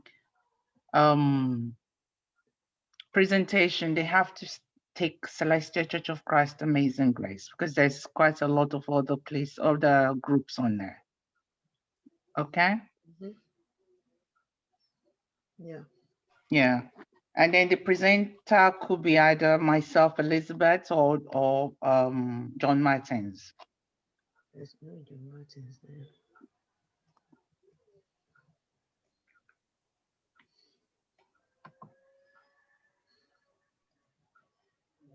So everyone, just to reiterate what was said, please, Alec, when you're selecting the faith group, please make sure you do Celestial Church of Christ Amazing Grace Parish. And then in terms of presenting today, please put either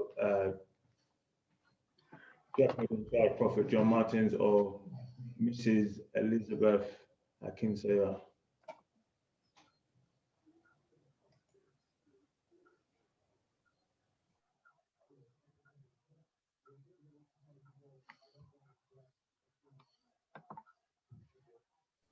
So we're just going to give another 1 minute. It's 3:22 at the moment. Like I said, 1 more minute, and then we'll be continuing with the rest of the workshop.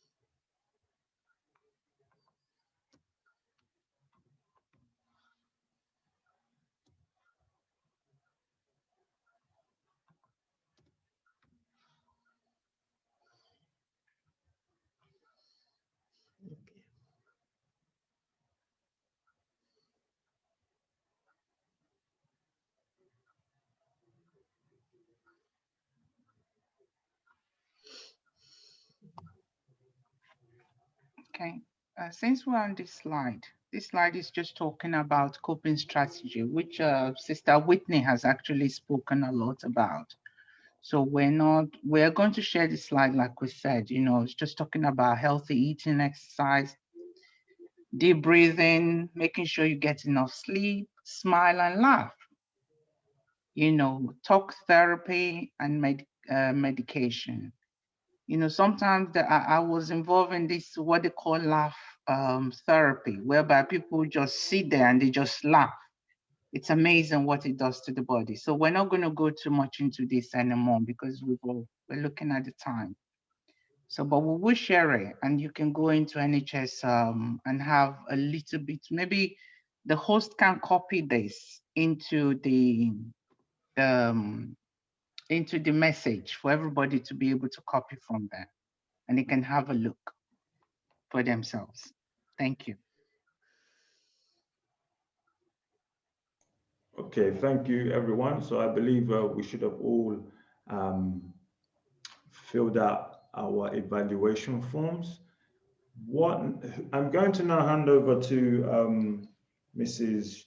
Junie Mohammed, who is from SLAM. I'm going to let her introduce what SLAM means and where she is obviously working from. She is the main lecturer from the Southwark Council, and she's going to really delve into some points about mental health and the awareness that we all need to have. So if we can all be attentive. So I'm handing the presentation now over to Mrs. Junie Mohammed from SLAM, who is the main lecturer for this workshop. So over to you, Ma. Hi, can you see me? Yes. Yes, please. Okay, because I can't see anybody. I just see slides and John Martin's background. So some people have their their camera function turned off. Do you want to see everyone's faces, Miss Junie? It would be lovely to see everybody. Let's show our faces, everybody. Yeah, and and maybe I need to go into, is it gallery? Because I can't see anyone. Now I can see Go into you. gallery. You okay? Yeah, let me go to gallery and see.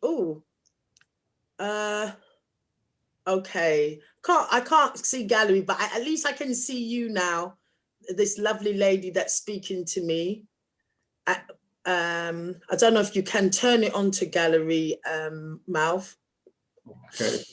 That would be lovely. But good evening and good afternoon, everybody. I am Mrs. Junie Mohammed, and I am the course director of spiritual and pastoral care in mental health. I am part of the mental health promotion team, and SLAM stands for South London and Maudsley. It's an NHS trust. And just to say that the demonstration of the presentation today in your faith group is an actualization that all of us need the opportunity to know more about what is mental health, be able to define it, and be able to promote our own well-being and the well-being of others. And what I've seen today is an excellent demonstration, and that makes me feel so proud of the impact of being able to attend a 10-week course, which Prophetess Elizabeth and Prophet John Martins have been able to attend at this time. They've taken out 10 Monday evenings out of their busy schedule to think about how we translate that knowledge into our faith setting, that we can reduce the stigma and discrimination and those barriers that we face and that we spoke about today, that causes people to only enter mental health services often at a place of crisis, rather than being able to seek help early, which reduces the length of time that you suffer with any of those conditions, or it becoming a condition. So the figures that you heard today were like 1 in 6 were talking about actual conditions, but it's actually 1 in 4 of us that actually experience mental health at any given time in our lives. And that means it is very common, like what Whitney said. And when Deji was talking about having a conversation, what is it about you and your manner that allows people to feel that they can speak to you, that they can confide in you? And so when it comes to stigma, none of us like gossip. We don't like people to hear our business. And having confidence in each other, that you protect each other's business and you walk with each other. We're not trying to fix each other. Walk with each other on their journey. That person knows that you're there. And how we begin to have that safe space to talk about what's going on. Because it's common, many of us, there is not a household that is not affected by mental health. We may not have a mental illness, but we all have mental health. And sometimes it's good and sometimes it's poor. And it was so important to hear about the SAD as well, because it just sounded very similar to depression. And when we get stressed out, it's like we shut down. It's like when a car overheats, it just shuts down, or the water tank is gone and the steam starts coming out of the bonnet. Well, the body relates the pressure of those thoughts, how they manifest in our body. And the link was made today between our mental health and our physical health, that we experience those thoughts in our body. and often they can't be explained. And I like the fact that you used to call it, is it, oh, it's all in your head, because we can't find anything wrong with you, but you're strongly feeling this pain, unexplained pain in your body.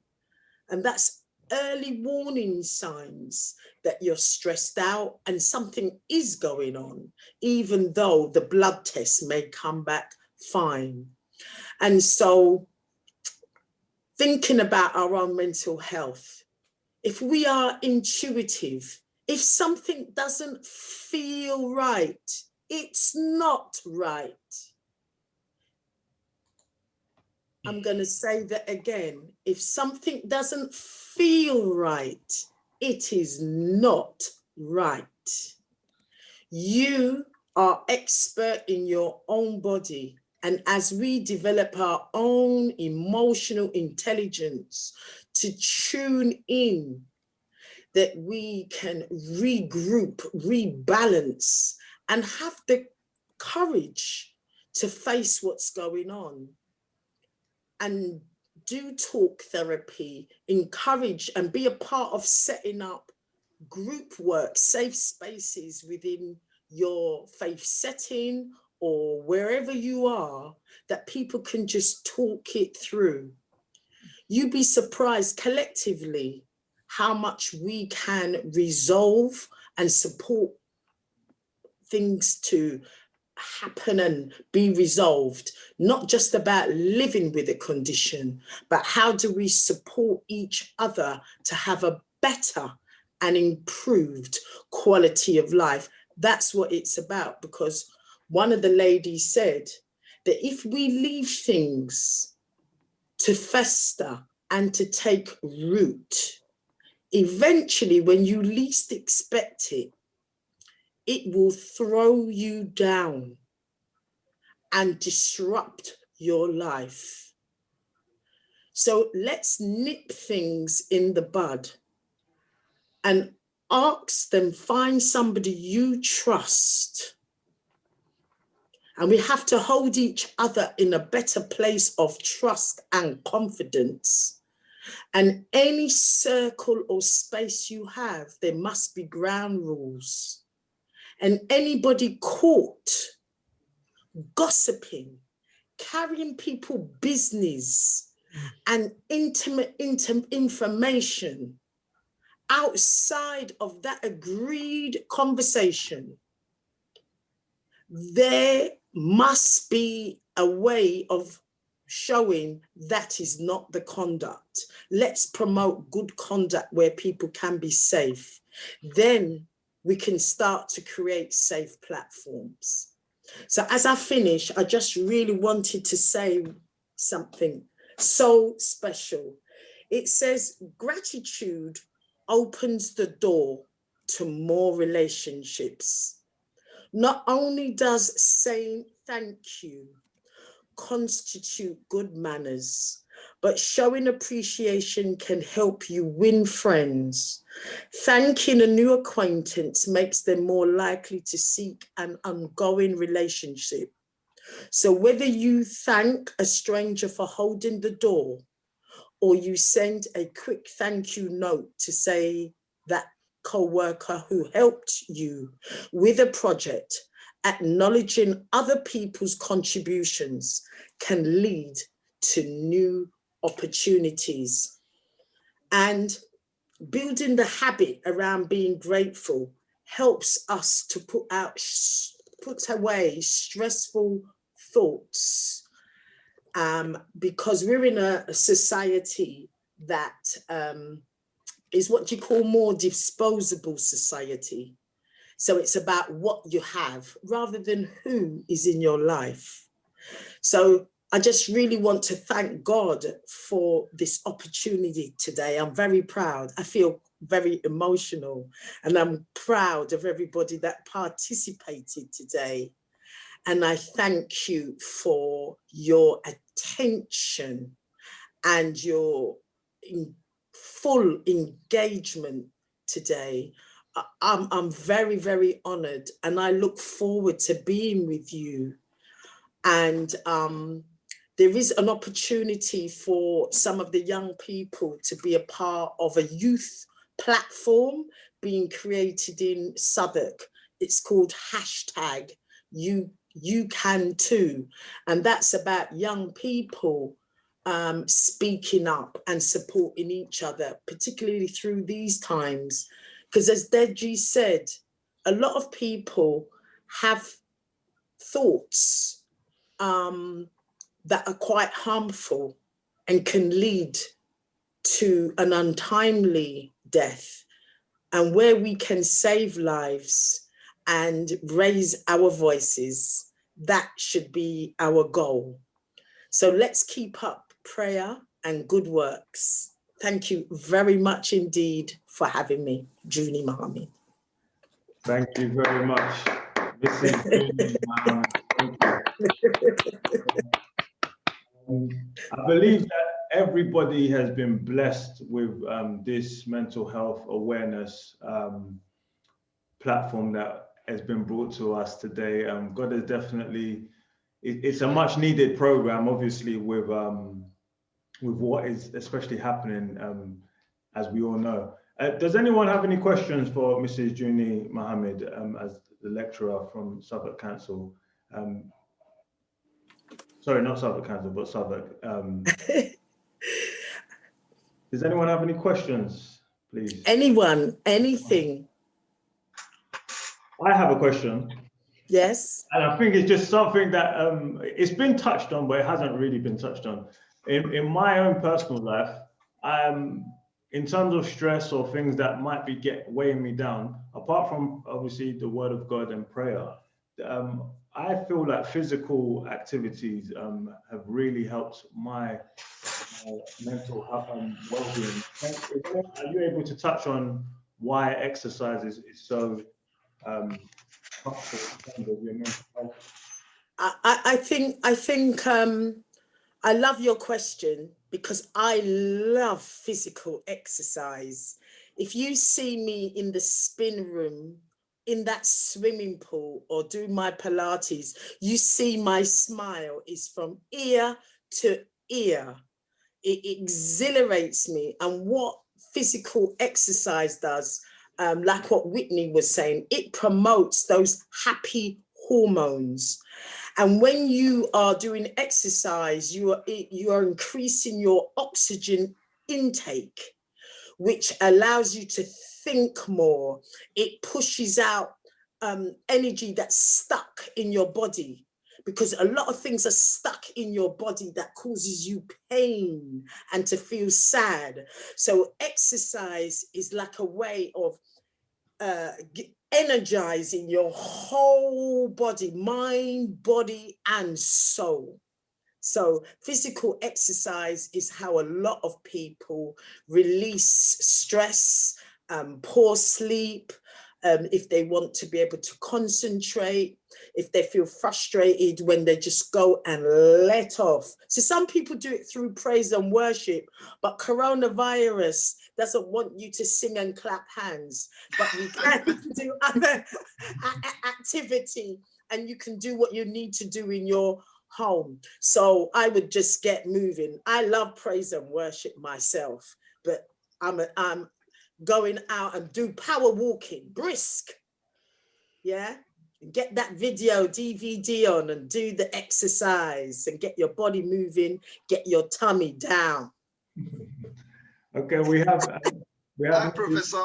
We have Mrs. Clara to have Please, a question. can I ask a question? My hand is up, please. Oh. Sorry. Yeah. I just want to say thank you to Auntie Junie. There is a quote that you mentioned.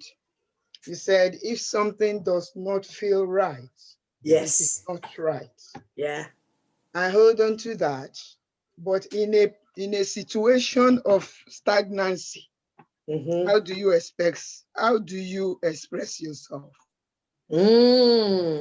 I like that.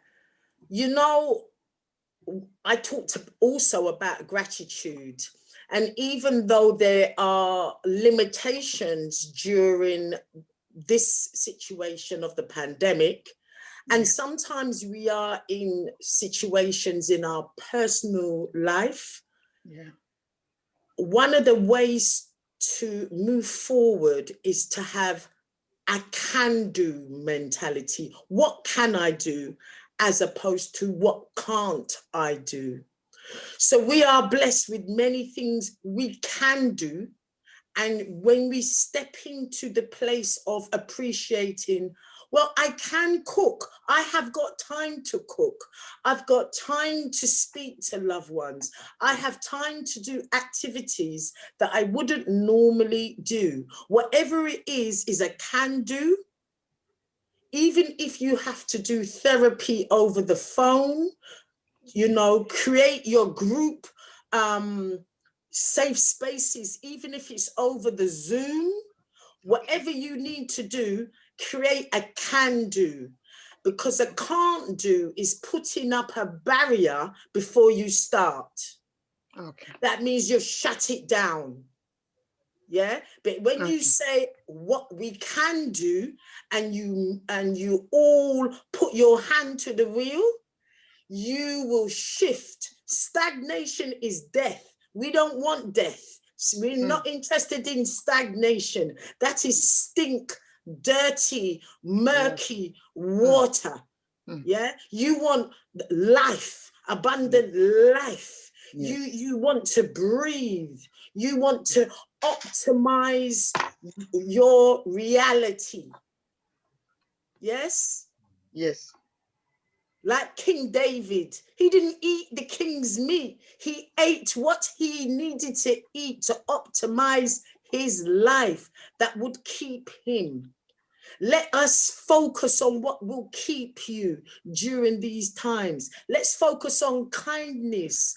If we were just kind to each other, one action, just kind. What does it take for us to be kind? You will see our life change. Let go of harboring malice and feelings that aren't helpful. I'm not saying people don't do us wrong. Trust me, they do. But we have to focus on the positive in ourselves, that we can rebuke negativity out of ourselves. I hope that helps, Clara. I can feel you. But whatever you want to do to progress any of this, you can make it happen. You can say, I am willing to be a part of this. Is there a few people that will work with me or listen to me? Yes, not, as somebody says, none of us are bigger than each other. We have different roles and responsibilities, but we are all children of God, and we are reflecting the best of ourselves in his presence and to one another. Am I talking the truth? Yes. Yeah. So I love you, Clara. Whatever you're releasing, may God continue to be with you and all around you and about you. Amen. Amen. Amen. Amen. Amen. So we have one more question from Mr. Shaji. Now, I think when a prayer has been said after like a long talk, my question is not really a question. It was supposed to be just a bit of addition in all that you've said that really got me. And this is something small that we usually take for granted. And that is showing appreciation to one another. Yes. Especially within the family setting. Yes. It goes a long way. Yes. Yeah, so that's just what I was going to add to it. Thank you, madam. Yeah, for me, that's very important. You know, a lot of people who go through distress, they said they never heard thank you. They didn't know what they had to say had any value. They didn't hear mommy or daddy say, I love you. And it is appreciation can lift people's heart in the darkest of times. Just a thank you. I like the way that you made the tea for me today. I like when you come through the door. I love your smile. You lift me up. Yes, just people think this has to be big science and you have to be a professional. No, everyday practical things to express love, show love. And Sister Elizabeth has the slide that is up is having the heart to connect with people, not being closed and shut down. You know, we are people, a spiritual people. We don't like closed, cold people. We want people, when you experience them, you experience warmth, you experience being authentic and genuine, and not to feel judged. So this wheel of well-being, you can look it up and you put it in your context, whether you want to use scripture, whether you want to use family, whether you want to use the workplace. What you take notice of matters. My sister shed tears because when you connect with truth, truth conquers any limiting self-belief or lie that people have made you feel about yourself that is not true. That's true. Correct. So even just to say to somebody, you know something, the way that you sewed your garment, you look beautiful. That's because they made the effort. And that's all any of us want. I'm gonna shut up now. Thank you so much. We're now, if that's the end of questions, we're going to go to Kate from the mental health department. I'm sure your name is not on here as Kate, but I'll leave you to introduce yourself. I am Kate. Good evening, everybody. Hi. We know you're Kate, but your name says something else. Sorry.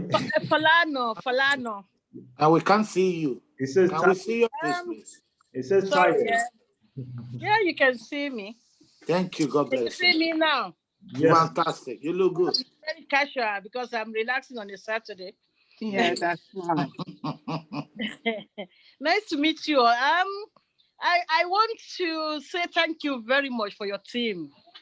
You made a tremendous effect during this COVID time. Most of my patients that couldn't go out, Sister Elizabeth was working very hard. And most of them, in fact, they're still asking me for today for food. There's one particular one that wrote a beautiful card. I will send to you. I received it on Friday. How you have helped them so much. Thank you very much. God bless you all. I mean, this is part of reading what the Bible says, that we need to help others and the poor. They were very vulnerable at that time, and you made their life. And the Lord Almighty will make your life too. Amen. Amen. Amen. Let me talk briefly about a few things about this mental health. We have lecturers speaking. I have a colleague of mine that spoke about SAD, and all these things do happen. Well, one gift that I know we have is believing in God. Hallelujah. We save a lot of things in life. So some people, they're blindfolded. They don't know how we're blessed to have God in our heart. We're very privileged, and that will go a long way. And my shepherd, I salute, and I thank God for your life. Thank you, ma. Bless you, ma. The Lord will continue to promote you, and you have more knowledge of Him. Amen. Amen. Hallelujah. These issues start sometimes from when we were. Let me talk briefly. I'm not going to go too much on it because everything has been said. I want to talk to parents parenting is very important in this aspect of this mental health. Please, if you are portioned to have both husband and wife together, don't work too hard and neglect the children, because there's so many peer pressure out there. There are so many mental health caused by drug, by cannabis, by different type of drug. And these children, when they couldn't see your face, they tend to turn outside and start using drugs. Before you know, they've gone so far. Please, it is very important, ma and sir. Make your parent your friend first. I'm not saying don't have friends outside. Make sure you talk to dad if you are a man or a woman, or make sure you talk to your mom. One of them you should have a very close relationship with. Tell them how things have been, and parents at home, ask them how they've been. Sometimes when they're changing from, when they're going through adolescence, there's a lot of things they face. And when you have one or two children, don't compare their development. Don't say, oh, look at your sister, at this age she's done this. No. When they need support, talk to them and encourage them. The little they are doing, let them know that you appreciate them, please. Everybody is not going to be doctors. Everybody is not going to be pharmacists. Everybody is not going to be. So if they have an ambition, nurture it for them. There's so many things that helps. And secondly, when you are in a relationship, don't go into a relationship by using your money to bribe them in. Just do it on a plain ground. I'm not saying don't involve with exchanging money with each other, but don't start being the one giving at the time. And when they rely too much, you now want to back up, and it becomes an issue. Go with the fear of God. Go with righteousness. Go with faithfulness. Those are the things that can cause. And loneliness in this country is a lot. I thank God for some of us that are able to go to church every Sunday or week or middays. It is very important that we need to start forming groups now. Youth group, there should be youth group. Especially the Bible studies, let's have adults and youth so that they can interact and talk to each other. And if you have not seen someone for a long time, please phone them and find out where they are. Because like I always said, the devil is recruiting faster than we Christians. So we need to stop him from doing that. And the Lord will help us. We mentioned about people not able to seek help. Please seek help. Make your shepherd, elders in your church, they are very reliable. Talk to them. Start with prayer. Talk to them prayerfully. And engage when they say there's fasting. Participate in it. Please, don't stay at home and leave your children at home because you think they're young. Bring them to church. Bring them to gatherings where they can meet other people instead of meeting with other outsiders. And the Lord will help us in Jesus' name. Amen. I don't know if anybody has got any question you want to ask me. I'm here. Fantastic, fantastic, fantastic, Kate. When we speak truth, we knock the enemy out. When you speak truth, that we can show love and bring our children with us to journey with us. It's important because a lot of our children are hurting while we are seeking to keep a life and a roof over our head. And what you spoke was very good. Kate, what do you do for a living? I'm a nurse. I'm nurse practitioner at the moment. Wonderful, wonderful, wonderful. Thank you very much. The nurse gave us good treatment. Thank you. Amen. Thank you. Okay, do we have any more questions for Kate? Anybody? Okay, I'm going to hand the floor now back to the shepherd in charge of Celestial Church of Christ, Amazing Grace Parish, Prophet John Martins. Thank you very much, my host. Words are not enough to appreciate you, Juni Mohammed.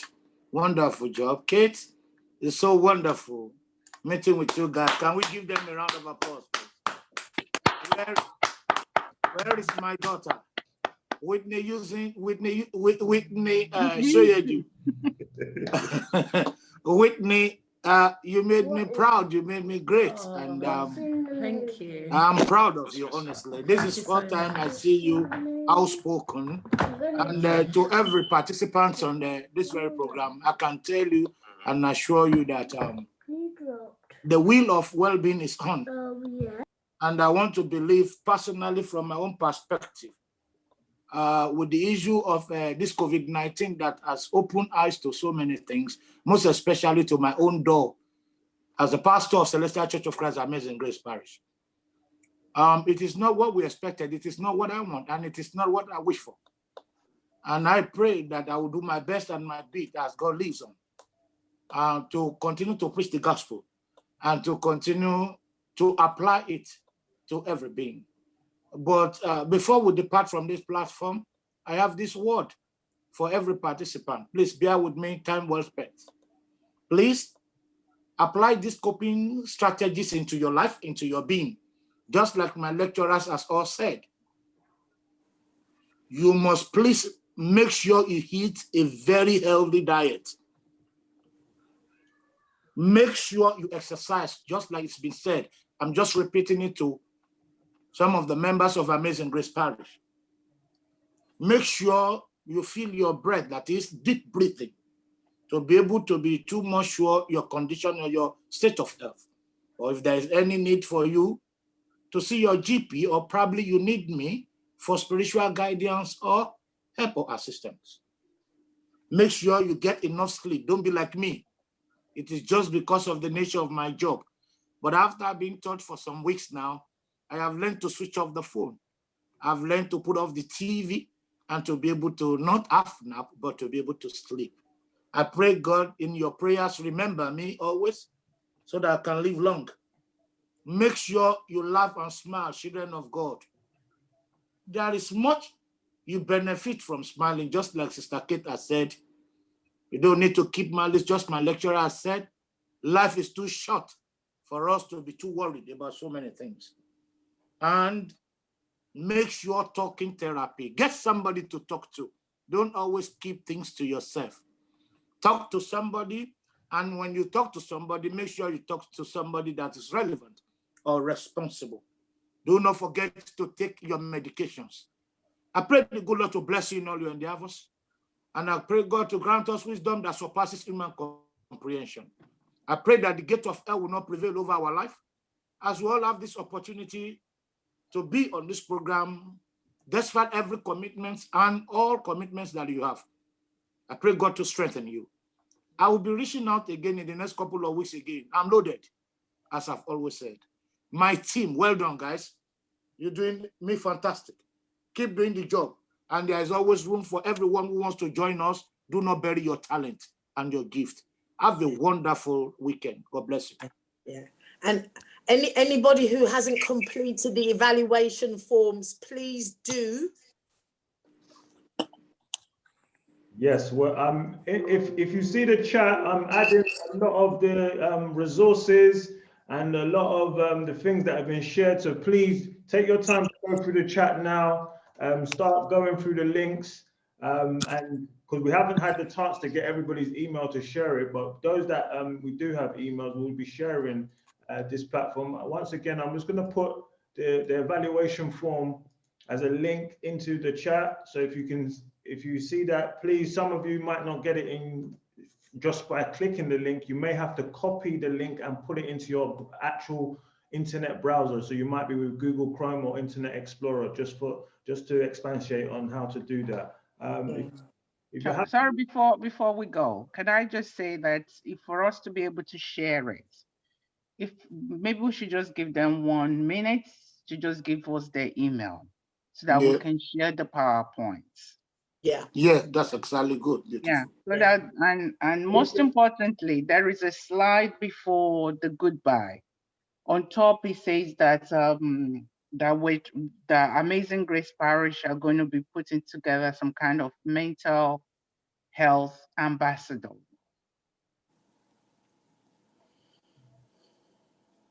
Yeah. Yeah, all the way to the back. Yeah. So yeah. Yeah, this is, no, not this. Okay, this one here. See the one about depression, there's a YouTube link there that say living. With a black dog. Living with a black dog. This is a very good video. This is in after I had a black dog. The second one is telling you how you can help. You know, somebody with depression. What can you do? The do's and the don'ts. That's what the second video is talking about. So I would recommend we copy that into the chat. And then the next slide. Okay, this one say who can help you? You got the shepherd. Then I've put there the AGP mental health lead to be arranged is to be arranged. Total confidentiality will be guaranteed. So to be arranged will then come back together with the help of the shepherd and form some kind of mental health lead, ambassador, sorry. Yes, please. Yeah. In addition, Sister Elizabeth, to that, if there's anyone there that want to leave comment for me, please leave your comment. I welcome, whether negative or positive. I am here for criticisms, and I'm here to make sure that at least we listen to ourselves and to be able to work things out things appropriately. If you are loaded there, you have so many things to share with us as regarding this topic, even more than this topic, we are ready. Just give us your email address, we'll contact you. I am up to forming this team as soon as and as quickly as possible. God bless you.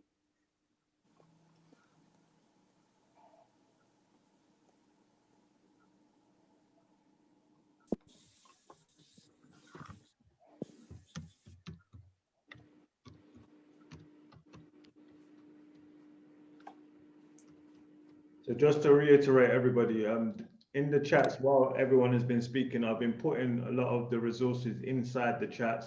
I can see a few people are sharing their emails.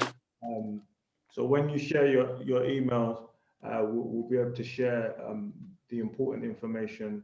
Obviously, this is all by free will, and you're not mandated to give your email, but give your email if you would like us to contact you for further information, or if you would like to post any of your comments to today's platform. Let me just get the email up for you that you can post some comments to. Just bear with me a second, please. Remember to save the chat, Marv. Yeah, yes, everything's being because recorded. we can't save it, but you can. Okay.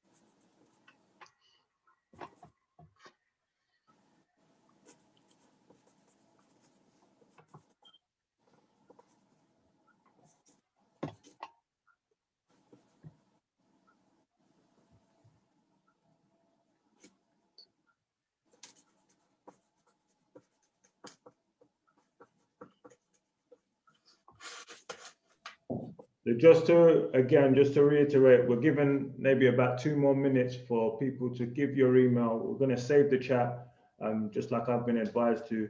It's being recorded as well, and please feel free to leave your email address where you can get more information. And we're going to try and push out another platform like this. This is just the first one, so it's definitely going to get better. And most importantly, thank you for giving up your Saturday to be a part of this. And I hope and I pray and I know that we all have been impacted greatly by this platform, which is let us talk, remember to speak out, and most importantly, you're not alone. God bless you. I'm just going to let it keep flowing, and then in about 2 minutes, I'll end the Zoom call here.